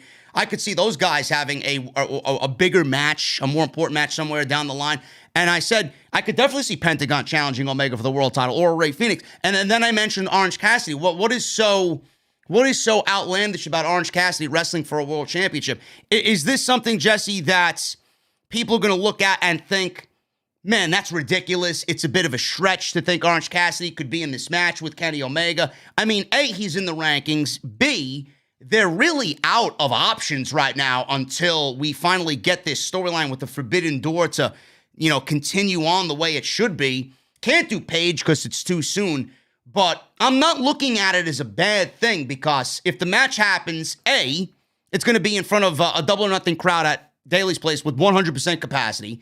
Crowd is going to be mega hot for it. And they're all out of options. They're all out of fresh opponents for Kenny Omega. So why not do it and give Orange a big push? Give him a nice match with Omega. Get the crowd behind him. It'll be easily one of the matches of the night because I think both guys are just incredible at what they do. And it'll be a fun match. So what's the big deal? There's more positive than there is negative to it. Yeah, I don't want to see Pac against Kenny right now. I don't want to see it with the 1 week build. I want to see weeks upon weeks of build behind it. I want to see some promos behind it. Then I want to see a pay-per-view match behind it. I don't want to see, a couple of weeks into it, then we get Pac and Kenny. So if they want to put Orange in this spot, I think it's perfect because Orange is gonna make sure it's gonna come to a 4 or 5 star match. It will be incredible, and we know who's gonna win, but we also know we're gonna enjoy it. Yeah. So, yeah, I have no problem. It's Orange can take an L to Kenny right now. I don't want to see Pac take an L to Kenny just midstream like this. I want him to be built up and at a pay-per-view match. So. Yeah, I have no problem with this. I know a lot of people are going to say, oh, well, it makes Kenny Omega and the AEW Championship look like a joke, man. I'm sorry. Like the WWE Championship doesn't look like a fucking joke after The Miz held it. How is this any worse than the fucking Miz, who won the championship and then 2 weeks later comes out rapping in bunny outfits? Give me a fucking break, people. Give me a break, really. I've learned to not. I don't argue with people about Orange Cassidy anymore because anybody who argues against him clearly does not pay attention to how he works or probably has never watched. They've never watched him wrestle. Yeah. Go back and watch his match with Pac before the pandemic. What pay-per-view was it? All Out? What show was it? Revolution? Go and watch that match and tell me that was a bad match. Yeah. Yeah, and if he could have a match like that with Pac, imagine what he could do with Omega in front of a full crowd. Yeah, and look what they're doing. Look what they're doing before they put Orange in a match like this. They're waiting for live crowds. The Miz doesn't look like a teenager, bro. The Miz doesn't know how to wrestle, bro. The Miz has the worst offense in the industry, bro. What are you talking about? You fucking serious? I'm pretty sure. I'm trying to think about it for a sec. I'm pretty sure The Miz has the absolute least credibility of any WWE champion of all time. God, people are fucking stupid, man. Holy shit. I mean, give me a break, man. Yeah, I don't think there's ever been a champion ever been a world champion in WWE less credible than The Miz. Think of it this way. If Omega and Orange Cassidy is going to be your AEW World Championship match, I would like to think, and I hope that this is the case, a lot of people are going to be saying the same thing that, a lot of people are, that this doesn't really feel like a main event for their biggest show of the year. What if they got something else that's happening on that show that they don't really want to be overshadowed by a world championship match? And right now they got bigger plans down the line for Kenny Omega. And this is just, a nice enough match to get through the pay-per-view and leave people happy, and close the show out on a nice note. What if they got something else bigger for that show and something bigger for Omega? Well, what's the big deal? You guys aren't patient to wait for a bigger Kenny Omega match? What's going to happen at All Out? You don't think they're going to go all out for All Out? This is just an appetizer. And it's a delicious appetizer at that. Come on, people. People are always going to complain about guys like Orange. How is this worse than Jinder Mahal? How? Jinder Mahal. Yeah, no, Miz is less credible than Jinder Mahal. Look at Jinder Mahal, dude. Look at him. Just look at him. Miz is less credible than Jinder Mahal as far as a WWE champion. Yeah, look at Jinder Mahal with a title, then look at the Miz. Yes, I agree there. If nothing else, if you're a casual just looking, one guy looks like a fucking world champion and the other one looks like the Miz. Yeah. So easily. I don't know, man. I look at the Orange Cassidy situation like the Jeff Hardy situation when he was going after the world championship and he was breaking out, in the beginning stages of his singles run. It almost reminds me of that. Like, did anybody look at Jeff Hardy as a world champion in the very early stages of his singles run? He worked up to that. He became a great singles guy. Did everybody look at Shawn Michaels that way? Coming out of the Rockers, did they look at him as a world champion? No, he built himself up to that. AEW is a year and a half old. Why are we all jumping down Orange Cassidy's throat because he wears a jean jacket and he's got a silly gimmick where he doesn't really do much and he's a fucking loser? He's a bum. But he plays it off well. Do you know how talented it is to play a role like that and do a character like that and remain in that character and do it well? Could you do what he does? I can honestly legit tell you right now why Orange Cassidy gets so much negative fucking heat from fans. Jesse, I could tell you why Orange Cassidy is pushed on this show the way he is, because he appeals to the fucking demographic that they're going for. Why does AEW get bigger ratings in the demographic than SmackDown? Orange Cassidy's definitely a reason for that. Right, but I didn't even get to do my point yet. Go ahead. Cornette. No, come on. Dude, they're not doing that to fucking fuck this guy. He's not doing. It's not about why he's doing what he's doing. But Cornette has already put his opinion about Orange out there, and his fucking loyal fans and fucking sheep will go out and repeat and love everything he says. He has a huge fucking following. But Cornette buried Orange Cassidy from the jump from AEW. Never liked him, and all his fans fucking back up everything he says. Orange is getting a lot of Cornette heat, man. A lot. Yeah, I could see that being the case. Yeah, but I mean, and this is just going to be more fuel for Jim Cornette, no question. I mean, AEW is pretty much giving him free content right now. Yeah. I mean, a lot of people. I mean, Cornette reminds me. I don't like saying that guy's name, but the guy used to run the country before now. Yeah, he kind of reminds me, and in that aspect of whenever he puts his opinion out there, people run around and repeat it, not even knowing what kind of sense it might or might not make. They just repeat it because they heard this guy say it. Yeah, and he's an asshole, and then that's kind of what it reminds me of. I mean, but he is that guy of the wrestling industry at times, and sometimes even a broken clock is right twice a day. Sometimes Cornette makes some pretty good fucking points. But the rest of the time, he's shitting on guys like Orange Cassidy for literally no fucking reason. I think it's going to be a great match. I have no problem with this being the main event of Double or Nothing. It's going to be a really, really fun main event, and I think it's going to be a great match. There's nothing more I could say. But yeah, Miro, he was the next in line here. He walked out to ringside, and he cut a promo with Tony Schiavone, yanked the microphone away from Schiavone, and said that he told the world that no one is going to destroy his destiny. He said the world has a problem now, and he's here to collect. He said he has a date with his destiny next week, and he said he's coming after Darby Allin's TNT Championship, and they will find out what happens when the man who doesn't mind dying meets a man who doesn't mind killing him. Ooh, that was a good line. Miro said that, and he had Schiavone read the stipulation that Darby will forfeit the title if he's unable to wrestle next week. And I do think that this was thrown in because of what happened with Darby Allin and what happened to him before with the steps and him falling down the steps earlier. Jesse, Miro has shifted into a more serious character, and I'm fucking buying it, bro. I mean, it's going to take a while to resuscitate what they've done with him, pairing him with Kip Sabian and being the comedy character and the gamer. But, I mean, this is a great start here. This promo was fucking awesome. I'm not buying anything. Oh, my God, man. Give him a fucking break, please. I am. I'm not saying I would never will. I'm saying he isn't reaching. What the fuck did he do? He beat up Kip Sabian. What the fuck does that do? What? He cut a promo. They've been burying this dude for the last fucking year and a half. But now he cut a promo and beat up Kip Sabian. Oh, I'm behind him. So what? Shit. So what? He haven't done shit. What are you talking about? He needs to beat Darby, win the fucking title, and go on a nice little win streak before I start giving a shit about him, man. And it's still gonna be the fact of the title making the man. He's gonna be something because Darby made that title something and then decided to put him over. But he cut a great promo, is what I said. I don't give a fuck about any of that. This was a good start. He got a promo. He plays video games. Game over. Yeah, fuck Miro, man. He has a lot of work to do. He has a long way to go.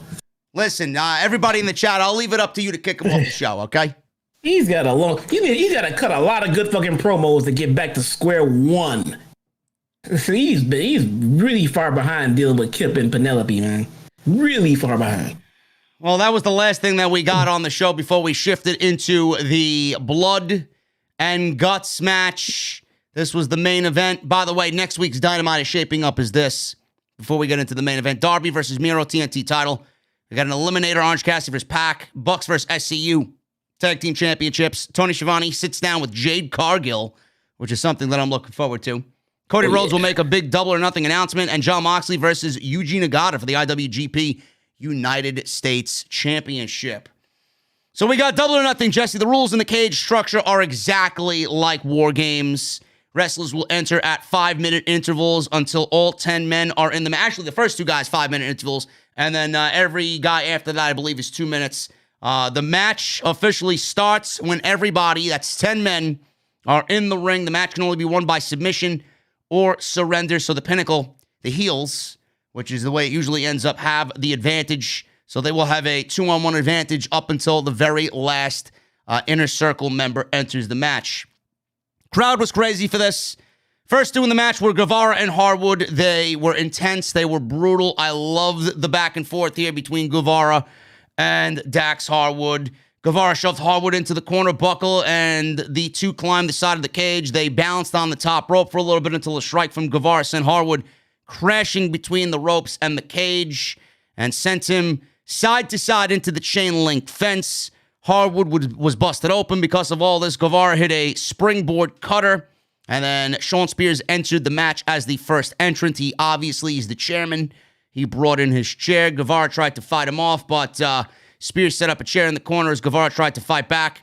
He was overwhelmed by the 2-on-1 advantage here. Spears then nailed him with a chair shot to the head. The first inner circle entrant after Guevara was Ortiz. He brought in a chair of his own. He ran wild on Harwood and Spears, taking out both men before taking them out with both chair shots. And we got Guevara and Spears. They met on the rope, Jesse. This was one of the early oh my God moments of the match. Guevara and Spears were on the ropes. So Guevara was on one side of the ring, or in one ring on one of the ropes, and Shawn Spears was on the other ring, on the other set of ropes. Ortiz took out Spears with a chair shot, which followed fluidly in one swift motion. Guevara landing a Spanish fly springboard on Shawn Spears. Crowd went fucking crazy for this spot. Unbelievable stuff there. Guevara went for another springboard, but fell off the ropes as he was busted open as well. Cash Wheeler came in next. He was next in for the Pinnacle. And FTR was doing their double team magic on Ortiz as Spears was working on Guevara. We got Santana coming in next. He ran wild on the Pinnacle. He planted Wheeler with a Uranagi and Harwood with a back suplex.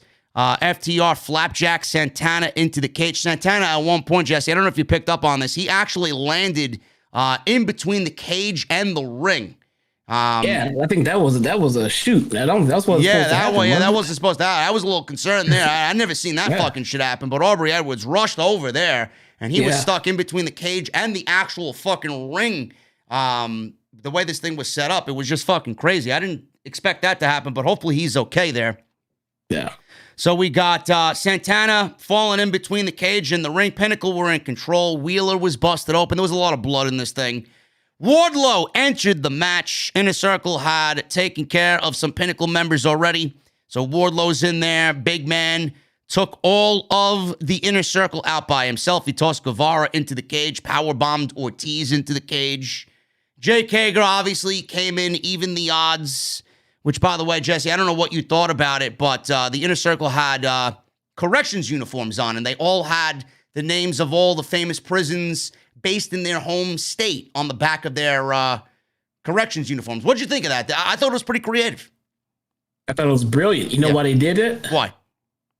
Because the casuals sitting at home can't tell who the fuck is on what team. There you go. They just see fucking a bunch of dudes in fucking a big cage beating the shit out of each other. Who's on what team? That's a good point. It was almost like a sports jersey type of deal. Yeah. So that's a very good point. That's probably why they did that. Excellent observation there. Hager's in the match. He ran wild than everyone before, applying an ankle lock on Spears. He did the big Vader bomb in the corner as well. So Hager and Wardlow obviously faced off. They had a strike exchange before Wardlow sent Hager into the chain link fence. They each turned it around on each other against up on the chain, so they were battling on the chain. MJF was the last entrant for the Pinnacle, as Sean Spears hit a C4 on Guevara.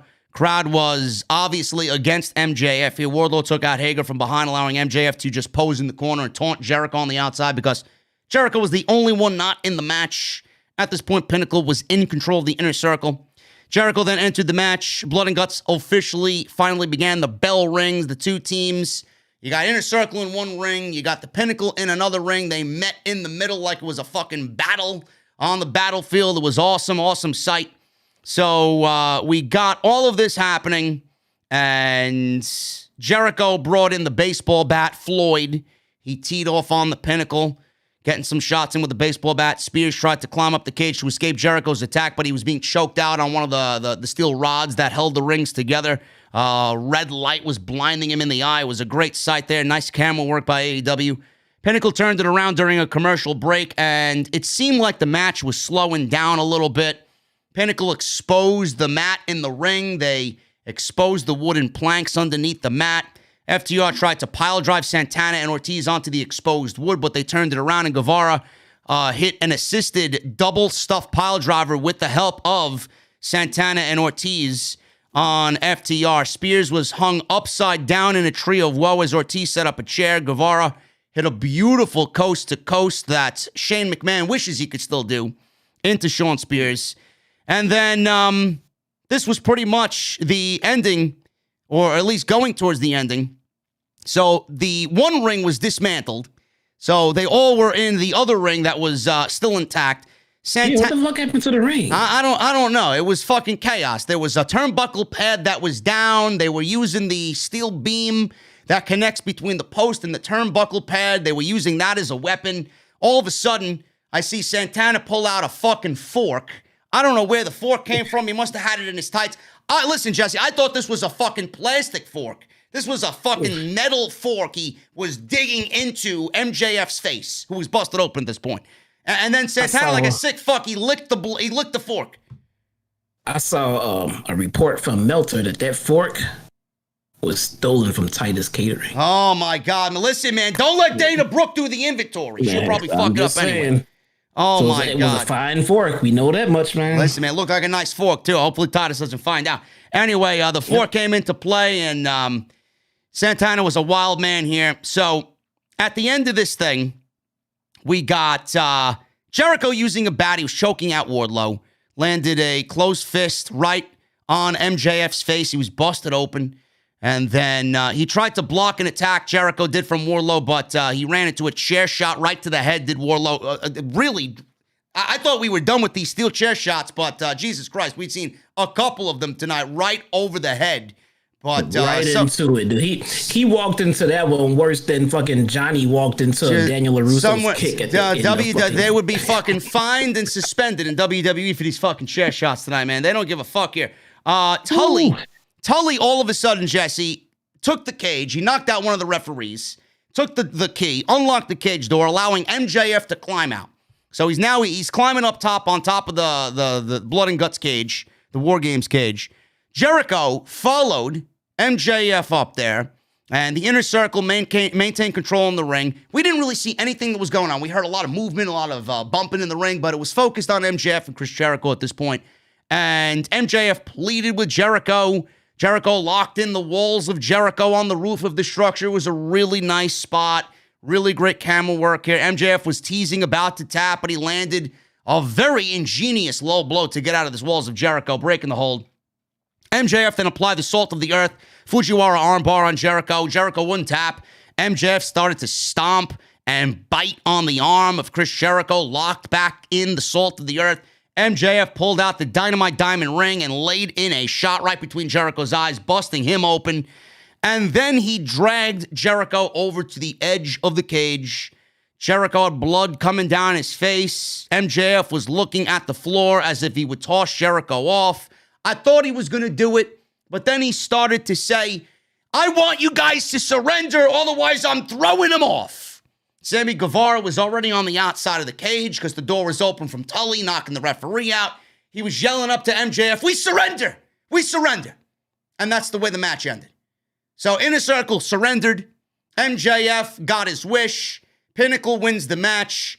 Anyway, Guevara surrendered, saving Jericho from being tossed off. After the match was over, MJF pushed Jericho off the top, and he went crashing through the stage at ringside. MJF was screaming, thank you, as the show closed with a bloodied MJF and the final shot of him in the Pinnacle standing victorious. Now, as far as the ending, I did not mind the match. The ending we talked about in the beginning, Jesse, was a little hokey for me, and it was lacking that impact that a final spot in a match really needed.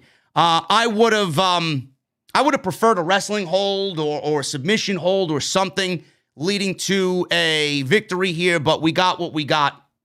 And we got blood, we got the violence, we got the frantic, frenzy, fucking chaos of a War Games match. We got all of that.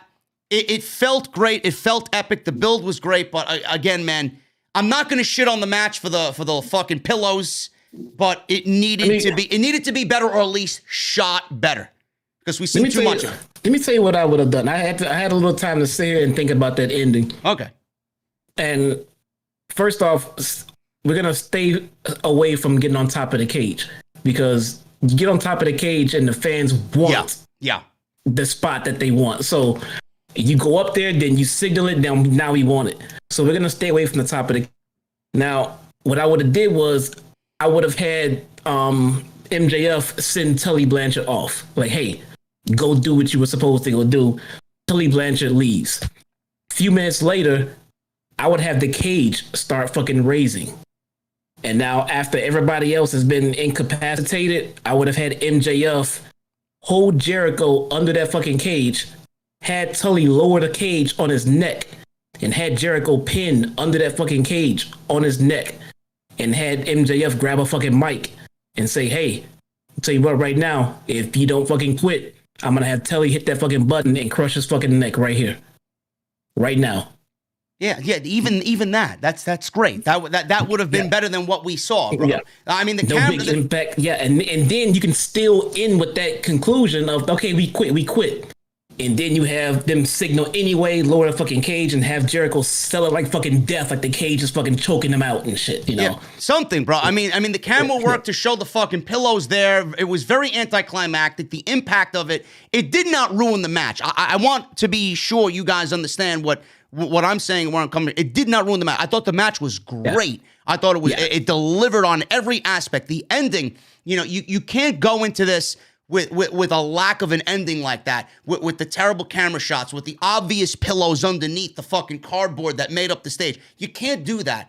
I refuse to believe a company like this, with the talented men and women that are booking and writing these shows, could come up with an ending like that and can't come up with something better, realizing, maybe we shouldn't really expose the pillows there, because it just makes everything hokey. It makes everything, it takes away from the moment, and that's what I feel it did. It was a great match, but you got to do better than that, man. You got to. Yeah. But did it deliver, bro? After all the hype, you say 2 thumbs up. 100%, 10 out of 10 show. Yes. Now, there is no way on God's green earth that I would penalize this show at all for the ending that we got. It went down the way it's planned. It wasn't botched. I'm not going to complain because nobody was more in danger of being hurt. That's kind of fucking stupid. I mean, ultimately, we want somebody to live from something like that, especially someone Chris Jericho's fucking age. So I loved it. 10 out of 10 show. The ending was a non-factor for me. Could it have been better? Yeah, it could have been better. I would have done it a little bit different. I would have done something differently, man. I think I came up with something better after thinking about it for an hour. But I wouldn't have changed, anything about the show at all. Fucking 10 out of 10 for me. It was a fucking great fucking show. Easily. Put it like this. If Monday Night Raw had put on this exact show with their top guys or whatever, people would be singing the high heavens of WWE right now because they can't put on a show like this. Yeah. So if they did, nobody would be sitting here nitpicking it. They would be, but the AEW has been so consistent that, yeah, it's easy to pull out the flaws and like, I would have done this.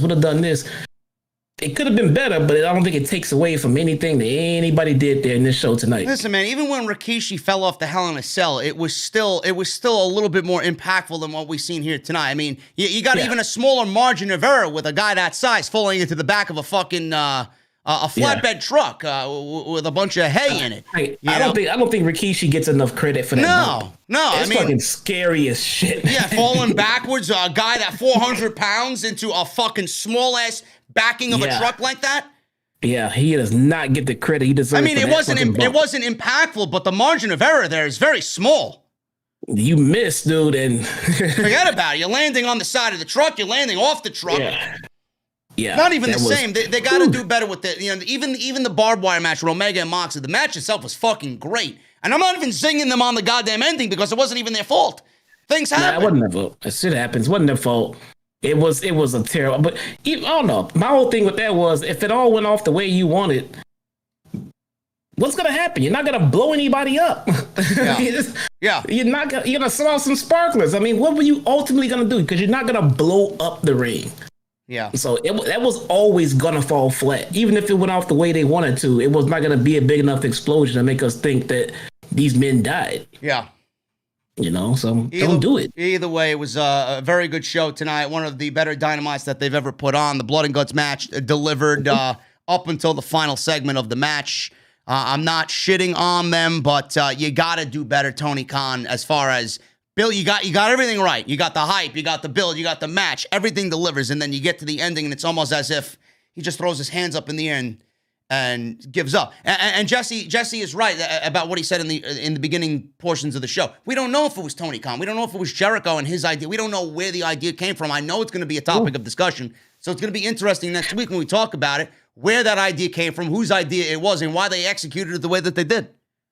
Yeah, we hear all the time how, management gives the talent, freedom to do what they want. And yeah, Tony signs off on it, but there's only two things he can do. He can sign off on it or change it and do what he wants. And if he started changing shit to do what he wants, that would start coming out like, oh, Tony Khan's doing the stuff the way he wants and not the talent anymore. Yeah. So I'm in belief that Jericho or somebody in this match pretty much produced or came up with all their big spots on their own. And Tony Khan just signed off on it, and got them what they needed and gave them the time that they needed. I couldn't see him coming up with this ending and the guys say, yeah, let's do it this way. But I think they need a Pat Patterson. They need somebody who can put together phenomenal fucking finishes. Yeah. They don't really have their Pat Patterson. Yeah, no, that's a very good point. I don't think they do. Yeah, well.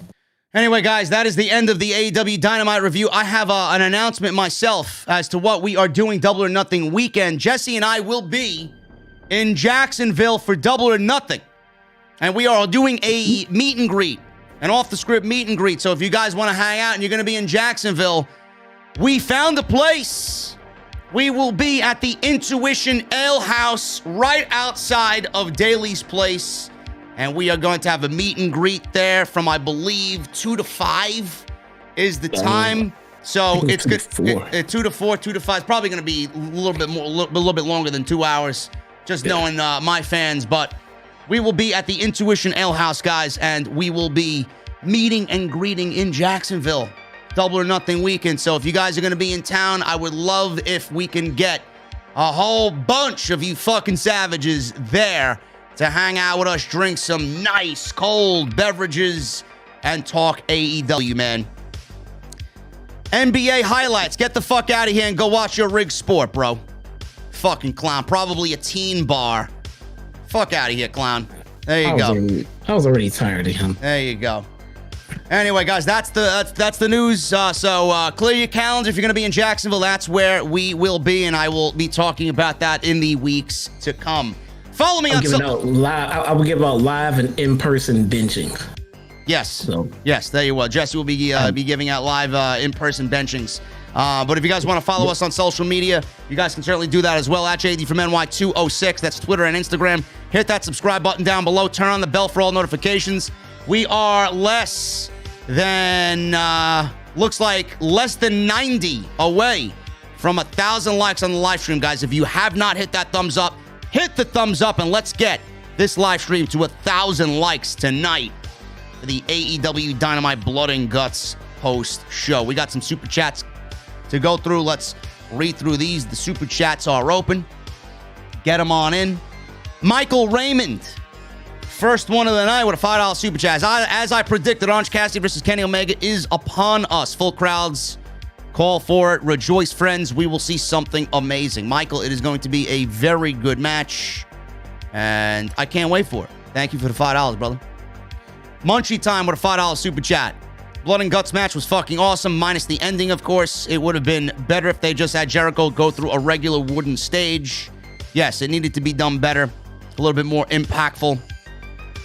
So I appreciate that, Munchie Time. We both thought the same thing. Rick O'Shea, $4.99 super chat. Ending was great. If you think it was a letdown, you don't understand MJF's character. 10 out of 10 show.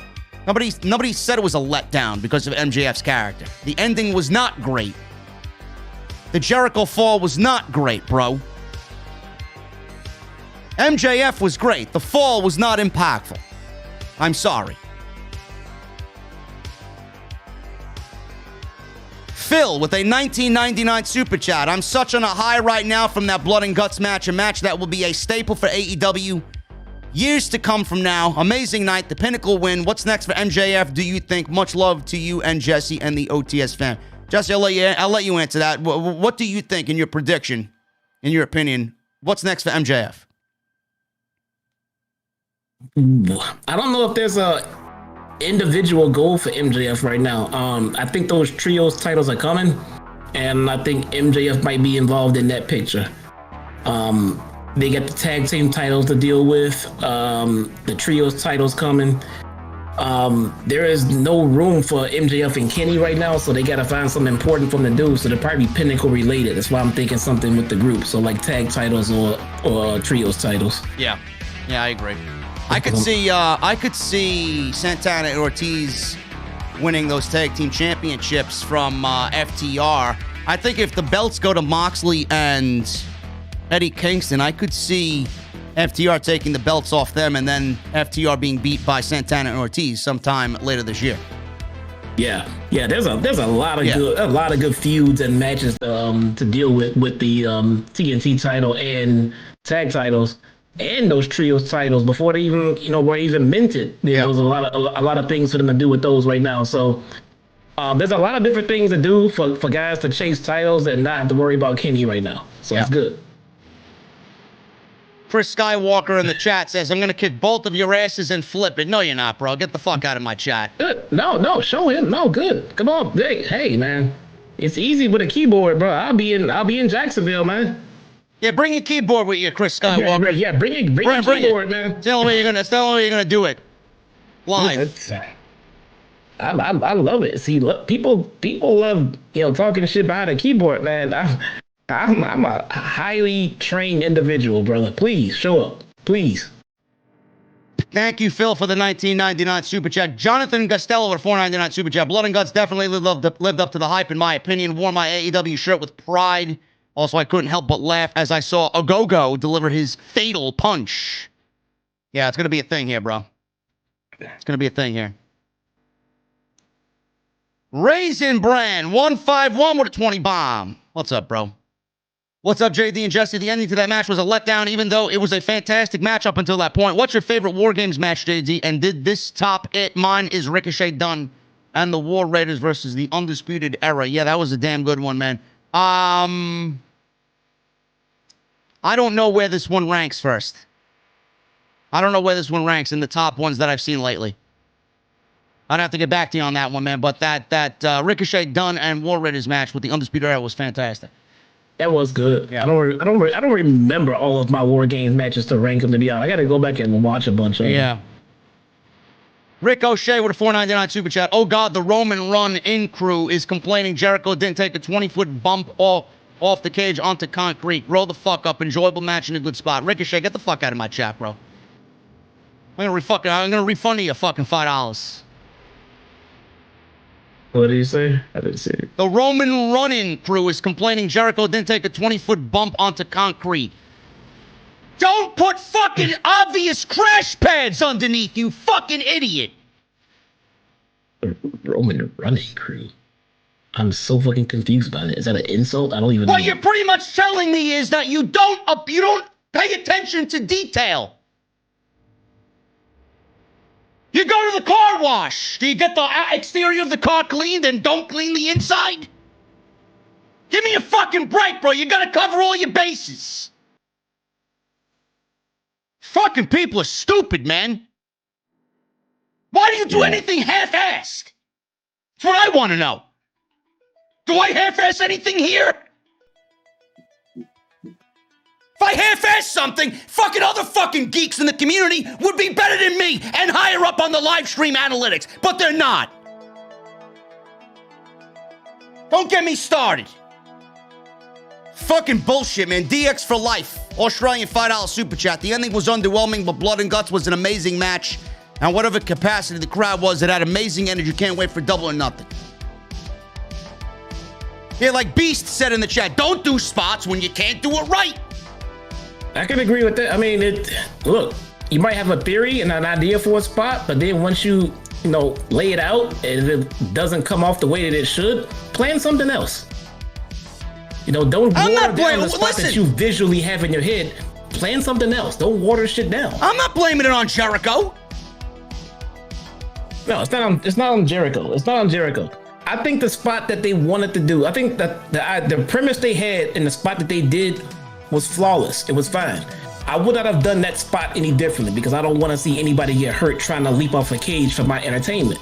But don't do that spot if you can't do it in a way that's gonna be writing you off TV and impactful and things like that. Do it in a different way. Do something else. TLG Kevin with a $4.99 super chat. What was that ending? Trash. That's exactly what it was. Jacob Donnelly with a $10 super chat. The ending was anticlimactic, but the red hot crowd along with the intensity of the match was enough to outweigh it for me. So I left with a positive vibe, unlike Revolution. Beautiful comment, Jacob. I agree with you wholeheartedly, bro. Yeah. Nate Ricketts with a $1 UK super chat. He says nothing. Why are you being shy, bro? Remember to tip your bartender. They don't work for fucking free, okay? Gerald Bryant with a $5 super chat and then a $5 super chat. Great match, but the ending was pointless. Phil with a $4.99 super chat. Ending was anticlimactic. We got a lot of anticlimactic comments. Rick O'Shea. Would you like to fucking give me another $5 super chat to state your case? Yeah, he just did. Another super chat. Why did the ref stop counting at 9 at the Rumble? What are you talking about? Exactly. I shit on that spot too. What are you, fucking deaf?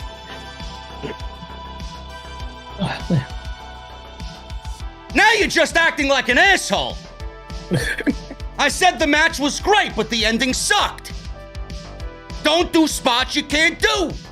They tied Roman up in the handcuffs on that steel beam the wrong way. Gerald Bryant. $5 super chat. Great match, but the ending was pointless. Listen, guys, I agree. Isaiah Plays with a $5 super chat. Hey, JD. First saw you on GTS Wrestling and found the show this year, and I love it. You helped get my work turned in, and now I'm passing all my classes. That's a fucking great comment right there, Isaiah. I appreciate you, bro. That's awesome. Continue getting those A's, man. You'll be smarter than Rick O'Shea here in no time. Munchie Time with a $4.99 super chat. 1 like equals 1 punch to Jesse from either Edgar Estrada or Thunder Rosa. Cheers to the OTS family. Happy Cinco de Mayo. Ah, yes. Salud. I had Cinco de Mayo tonight, bro. I had homemade chicken and cheese quesadillas. Ah, okay. With a nice pina colada. That sounds pretty awesome, man. There you go. Wilhelm Rupenshire. Still my favorite name out of them all, bro. $2 super chat. JD, you're tripping, buddy. I'm glad Jericho didn't die. I don't know, man. I'm not tripping. The camera angle needed to be better, bro. Don't show me the fucking crash pads, please. Phil with the $4.99 super chat. Get Jesse kicked out of the OTS venue. I completely agree with you, JD, on that ending. Otherwise, great show. Grab a cold one and put it on my tab. Thank you, Phil. What are you drinking? Kick me out because you don't like my ideas, man? That's messed up. I don't know, man. YT Acclaim. I still don't know if I'm pronouncing your name right, but whatever. Thank you for the $5 super chat. They should work on the camera angles to not show the pillows, but I don't mind it because I don't want Chris Jericho to compromise his health. Yes. Shoot it differently, man. Don't show me the fucking crash pads, please. You know, they could have did that spot, shot it differently, and then we would have got the fucking raw video from people in the live attendance and on social media, and then we would have bitched about that. You know, they would have showed the truth. Yeah. Lewis with a $10 Streamlabs donation. Thank you, brother. I just got my notification now. Appreciate you guys. Indigo with a $5 super chat. Hey, JD and Jesse, much respect. The main event was fire, but Tony needs to stop acting like a fanboy. The ending sucked. Anyways, another awesome live stream. Thank you, Indigo. Always here is Indigo with the $5 super chat. We got Cesaro's Beach Ball with the $5 super chat. Great blood and guts match. But my problem wasn't the ending. My problem was all the commercials that took me out of the match. Should have been on pay-per-view. Cesaro's Beach Ball, thank you for the $5 super chats. You know what? I'd be the first to tell you about the goddamn commercials. I did not mind the commercials. I understood it. It makes no point. It really doesn't make any sense to complain about the commercials. Yes, they fucking blow. They blow. You're fighting a losing battle, man. Yeah, you really are. I gave up on that battle a long time ago. I get it. Like, listen, I hated the fucking commercials during the Daniel Bryan Roman Reigns match. I fucking hated it. For me, it did feel like too much was happening during the break to the point where I'm coming back like, wait, what happened to the fucking ring? You know, but because I'm not sitting there watching the fucking side window, watching the fucking match through the commercials. That's on AEW to get it right. They can't be doing the commercials and then have important shit happen during the commercials. If you're going to go to commercial, you got to let the match breathe a little bit, then come back and do the important shit. Can't do the important shit during the commercial breaks.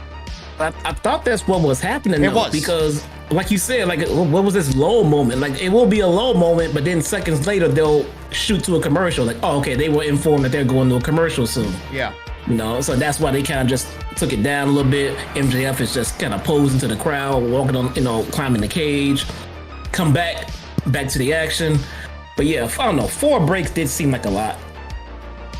Fox Guian with a $4.99 super chat. AEW needs to do something serious on their cam work. Many angles showed aspects of the blood and guts match that would take away from the magic. I thought the camera work for the match itself was great up until the ending. Yeah. I actually thought it was better. I actually thought this was shot better than the NXT War Games matches. I thought there was more options as far as camera vantage points go. And that's a huge compliment, man. Yeah. I don't know if anybody here ever hear me say it, but I'm a huge fan of Kevin Dunn's work. Him and his team, they do phenomenal production work for WWE. Packages, the way they shoot matches, all of it. So if we're saying that AEW put on something better than the WWE production, that's a huge compliment, man. I don't think there's anybody in Hollywood better than Kevin Dunn's team at what he does. Yeah. No, he's great at what he does. Yeah, he's a goof, but P-Mac with a $5 super chat. JD said Kyle O'Reilly has a poor man's Orange Cassidy look, but I think he's trying to do a Ferris Bueller. But whatever, it sucks. Can I get a cameragram? What? I don't know what a cameragram is, but whatever it is, P-Mac, Kyle O'Reilly does not feel like a main event guy on NXT. I'm sorry, that's just the truth. Francis Loop with a $10 super chat. I would have Jake Hagar turn on the Inner Circle. First, I don't see Hagar as a babyface. Second, lay out the Inner Circle writing them off TV. Third, it would make the Inner Circle be more babyface. I don't see how Jake Hager fits into any of that. He's probably the most unimportant guy in the Inner Circle. Yeah, I'm expecting Inner Circle to take a little bit of a hiatus or a break with Jericho gone. You know, Proud and Powerful can get into the tag division. Sammy can go after the TV title. Jericho can go do what he needs to do with Fozzy, come back and, you know, beat the crap out of Pinnacle when he gets back. Yeah. I think P-Mac wanted me to do a Cameron Grimes to the moon. Listen, man, I'm digging his shit on NXT with Ted DiBiase, man. I don't know about you guys. Yeah. I wanna see him and DiBiase more. P-Mac, $2 super chat. He says, Jesse, get me a Hennessy and a 7-Up. Hold the piss. I get you a drink, you get piss. End of story. Accept it and enjoy your piss. Nickname my with a $5 UK. TNT isn't good for AEW. So many commercials and most of them in blood and guts match, even missing some crucial spots. Horrible. Come on, man, you're being too hard there. We got picture in picture there in the entire match, man. Give me a break. Not horrible. Don't forget, guys, commercials are the reason we get to watch AEW every week. They're paying the bills, guys. Come on. Yeah. The reason why they're making $43 million per year with TNT, guys. Come on. I mean, come on. It's a good thing at the end of it. Francis Loop with the $5 super chat. It would have, what should have ended inside the ring with an impactful ending, just like War Games 97, where Kurt Hennig joined NWO by turning on the Horsemen. I don't know who you would have turn, but it just needed to be shot better, Francis. That's all it needed to be for the ending. Yeah, we've had our turns and swerves. It's time for the fight in this match, and that's what we get. AJ Garcia with a $4.99 super chat. AEW probably didn't want what happened to Matt Hardy to happen again. Jericho probably really wanted to be thrown off the cage, so they protected him. Shoot it better, AJ. Shoot it better. That's it. Yeah, Steelers fan 199 super chat with a thumbs up emoji. Thank you, bro. Then he does a 99-cent emoji with a sleepy emoji. Thank you, bro. Go to sleep, please. Phil with a $9.99 super chat. Final super chat tonight. They have to be very careful on how they handle Omega's championships and how he loses them. God forbid he gets hurt. But I don't know how they do this. It'll be interesting. Listen, man, I think Kenny Omega and Don Callis know what they are doing for Kenny Omega. I fully have my faith in them. No question. Anthony Hayes with a $5 super chat. Appreciate you, bro. Thank you for the $5. Where'd you go? What the hell happened here? Oh, there he is. Hey, JD and Jesse. This NF and the Factory storyline reminds me of Cobra Kai. You would know more than I do on that, Jesse. Does it remind you of Cobra Kai, the Nightmare Factory, and the Nightmare Family in the Factory? Let's see. Started off as one, split, good, bad, and then like the two douches at the head of it who think they're... Yeah, I can see that. Okay. Yeah, I'll give you that. Pretty good. There you go. Yeah. Krista Eichard in the chat. Stop kicking people just because they don't agree with you. I'm going to say Mrs. Krista. I don't kick anybody because they don't agree with me. I kick people because they're fucking stupid. There we go. And they're not as intelligent as moi. Oh, I didn't mean that. And Jesse. I didn't mean that. Get out of my fucking venue. Kratos. I'm sorry. I didn't mean that. Let's see. Okay, there we go. Sorry. Kratos. Your best friend Paige turns 28 on Friday. Paige is a fucking goon. Happy birthday. Captain Solo with a $5 super chat. Do you have Guinness on tap at the venue? Always, brother. It's ice cold. Chilled at the proper temperature, too. 37 degrees. Anything over 50, like these fucking bars you see on Bar Rescue, man. Skunky beer. I hate skunky beer, bro. You ever have a bad Guinness?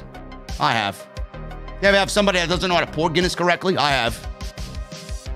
Feel free to enjoy it. I don't piss into the kegs in the back. Just well, you can. Just in the cups after they come out of the tap. Oh. And do you think Dean Ambrose ever returns to WWE, or is he AEW for life? You are the IWC Messiah, bruh. Yeah. I'm not here to talk about that right now. Yeah, for Hall of Fame. He'll be back for the Hall of Fame for sure. Yeah. Cody Tyler Clyde with a $5 super chat. $ for Jesse. If you don't mind me asking, what is the match you're waiting for to watch one day with your family? Anything in particular? Match I'm waiting for to watch with my family? Yeah. I've never thought about anything like that. I have no idea. There's nothing that I'm not anticipating a match, and any match that's ever happened, we can go back and watch on the network. So I don't understand that fantasy question at all. Me neither.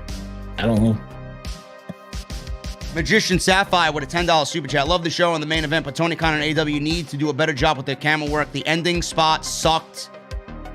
It stuck out like a sore thumb. Yes, that's my point, Magician. Thank you. You're a bright one here, bro. You get it. Michael Raymond with a $2 super chat. I'd hate to be that lone guy chanting for Pac. Pretty sure there was a couple of lone guys chanting for Pac. Yeah. Ricochet with a $2.99 super chat. Let's see what he's got to say now. Omega Cassidy gets a 500,000 buys. Easy. Well, he really shoots for the moon, doesn't he? Yeah, it's okay. Coiled Phoenix 713 with a $10 super chat. Hey guys, sorry I missed the review, but I'll definitely rewatch it when I get home from work. Keep up the good work as always, and I hope to see you guys in Florida. OTS for life. Thank you, Coiled Phoenix. You missed a damn good show. Francis Loop with a $10 super chat. I like the group of Peter Avalon, Cesar Bononi, JD Drake, and Ryan Nemeth, but they need to stay only on Dark and Elevation. WWE put the championships on Karrion Kross, Bobby Lashley, and Roman Reigns to protect them from Kenny Omega collecting their belts as well. A, that would never happen, and B, JD, what do you Jesse, what do you think of the group of Bononi, Drake, Nemeth, and Avalon? Drake, no, not feeling it. Bononi, yeah, he needs to be somebody's heavy. I want to see him on Dynamite as someone's heavy right away. I think Nemeth is, I don't know how to put this. He is really fucking good. He really reminds me of just a younger version of his brother. Yeah. He is really good. His character, his gimmick is all coming together on Dark. His charisma is shining through. We're gonna see a lot of stuff from Ryan Nemeth, man. How old is he? I don't know. You guys, somebody look that up. How old is Dolph Jr.? Yeah, how old is Ryan Nemeth, guys? Look that up for me. He's good. He's just as charismatic as his brother. He can move in the ring. He's even establishing a good little gimmick for himself. You know, he's a little bit of a narcissist, you know, but I like how he's coming along. I think he's you can see the development in people like him, Griff Garrison, and Pillman. You can see the development in those guys right now. Eddie Hazard, $5 super chat. First hour of the show was pre-taped. Fans in attendance watched it on the screen with the cage already up. Blood and Guts match was the only live part. Well, if that was the case, I didn't figure that out during the show. I thought the whole fucking show was live. Wow, yeah. 36 for Ryan Nemeth. Really? That's pretty old, yeah. I mean, wow. Not old, but I mean, it's wrestling old. Yeah. Jimmy Fingers 19 with a $5 super chat. Glad to see Miro heading in the right direction, but very WWE-like booking on getting a title shot for no reason. What's your take, JD? I'm going to refrain and hold off till next week, Jimmy Fingers. We'll see what happens if he does win a championship against Darby Allin next week. Michael Raymond with a $5 super chat. Much respect, but I got to agree with Richard O'Shea. Jericho's 50, so his big bumps need to be protected. Great finish in my mind. I do not agree, Michael Raymond. Do a better job at filming the fucking camera angles and the shot. Furious Nation with a $5 super chat. Blood and Guts tonight was good, but the endings are vital and gotta deliver. By the way, happy Cinco de Mayo, JD and Jesse. Do you prefer burritos or tacos? I prefer a good old-fashioned burrito. Oh God, no, man, tacos. Nah, I'm a soft shell guy, bro. Now look, this is what I heard. Clearly, I am not Hispanic, but maybe somebody out there can help clarify this. I heard that actual burritos are not actually legit Mexican food. Like, you can't go to fucking Mexico and find a burrito at every spot like you can find tacos. I heard burrito is an Americanized version thing that came about. I could be wrong about that, but that's what I heard. Maybe Chet can correct me on that one. I don't know. Either way, it's delicious. Yeah. Vinny Colombo with a $2 super chat. Where was Cesar Benoni, a great Italian American? I don't know. What's with the Cesar Benoni love tonight? Jesus fucking Christ. Isaiah Plays, $4.99 super chat. JD, is there any way you can is there any way you can use your new OTS venue background with Jesse in it? No. Why would I put the venue in this small fucking layout box? I gotta look this. I gotta look this. Yeah, what happened? Hologram confirmed. Yeah, they don't. There's burritos is an American thing. It's not true Mexican food. Oh, interesting. Yeah, interesting. Isaiah Plays, to answer your question, no. Edgar Estrada with the $20 super chat. Hey, goons, good AEW show tonight with just a few hiccups. Pac vs. Cassidy 2 going to be great. For Mama Grimm, cancer sucks. Thumbs down emoji. Have a great night. OTS forever. Thank you very much, Edgar. And everybody in the chat, give me a prayer emoji for Hula Grimm's mother. Absolutely. Everybody in the chat, give me some prayer emojis for Hula Grimm's mom. YT Acclaimed with a $4.99 super chat. I wish I can tell you how to pronounce. Maybe I'll stop by when you're in Jacksonville, let you know. But it basically spells malice backwards. Oh, yeah, look at that. I'm just going to call you Malice from now on, bro. Going to call you Malice from now on. YT Malice. Thank you for the $4.99, bro. Maybe we'll see you in Jacksonville. Hopefully we do. Scooter the U-Smith with a $5 super chat. Since AEW and Impact has working relationships, do you guys mind if the Impact women come to AEW? I'd like to see Deonna Purrazzo and Tenille Dashwood. No, I would not mind. I would not mind at all. But that needs to happen after Britt Baker wins the championship. Yeah, what is she doing? Why is she so dormant right now in as far as talks go with the women? I don't know. I have no idea. No idea. And that's pretty much it, guys. That is all the super chats. We ran through everybody's super chat. I appreciate everybody that has chimed in here for the super chat session. Who's coming to Jacksonville? Yeah, who's coming to Jacksonville? Yeah, before we get out of here, who's coming to Jacksonville? Who's in the chat? Who's coming to Jacksonville to see us? Because you might be privy to confidential OTS information if you show up in Jacksonville, man. Who knows? Yeah, and you might see a Thunder Rosa Jesse beatdown too, if you come. Yeah, maybe. You know, that's worth the price of admission and RSVP as well. Maybe. What if she shows up? What if she comes to kill me? Yeah. Hey, who knows? You know. What if I hit back? Oh man, what if I beat down Thunder Rosa on that? Oh man, I don't know. I don't know if that's gonna happen. No, I'll get fucking killed, man. God damn it. I don't know if that's gonna happen, bro. I'm sorry. You beating Thunder Rosa down? What's wrong with you? I know. What are you living in a fucking video game? I know. I tried to live with it in my head for a few minutes. It didn't sound right when I said it out loud. I'm just gonna run and hide. That's what I'm gonna do. Malice lives an hour away, so I might stop by. You better stop by, bro. It's only an hour away. Come on by. Nobody is. Look at this. Where's everybody? Anyway, that gives you guys plenty of time to make the trip out there, man. But Jesse and I are getting out of here, man. I'm going to hop on some Apex Legends on Twitch, I believe, and just fuck around on there. Can't play Call of Duty, man. It's so goddamn laggy. They put me in goddamn Cuban and fucking Turkish lobbies last night, man. It was a fucking disaster. Fucking playing with El Taco, El Sombrero, and I'm lagging on fucking 200 ping. I can't do it. Anyway. Come on. Guys, I appreciate everybody that stopped by the venue tonight. Thank you for all the super chats. We are 25 away from 1,000 likes. Let's try and get that before we get out of here. Follow me on social media at JDfromNY206. It's Twitter and Instagram. Hit that subscribe button down below. Turn on the bell for all notifications. If you missed all of the content on the channel so far this week, which is Raw and NXT, go and check that out. Links are, I don't even know if they're in the description since I changed it, but they're on the channel right now. Go and check it out. Go and check out Dr. Squatch as well, drsquatch.com. Use code SCRIPT at checkout. for 20% off. Excellent product. I use it every day, and I know you guys will love it as well. And please make sure you guys go and hit that subscribe button. As always, turn on the bell, like I said, for notifications. Jesse, any parting words before we get out of here? No, man.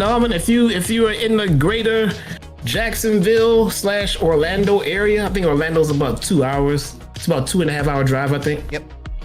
Come on out. Come on out, man. Hop on a plane, drive. Come on out, hang out, have a drink, come to the show, get tickets to the show. Yeah, it's going to be full capacity, guys.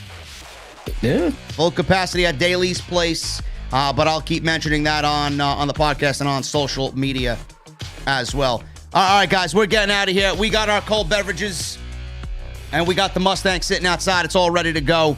Windows are down. You guys know what time it is, man. I want one thing from you, and you know what that is. Give me those guitar emojis in the chat. I want to see all those guitar emojis in the chat. Jesse and I are getting in the Mustang. The windows are down. That music that you're listening to right now, Max. I'll see you guys on Friday night with the SmackDown post show. We're going to talk Daniel Bryan, and I'll see you guys on Twitch after this show is over, man. I'll see you guys later.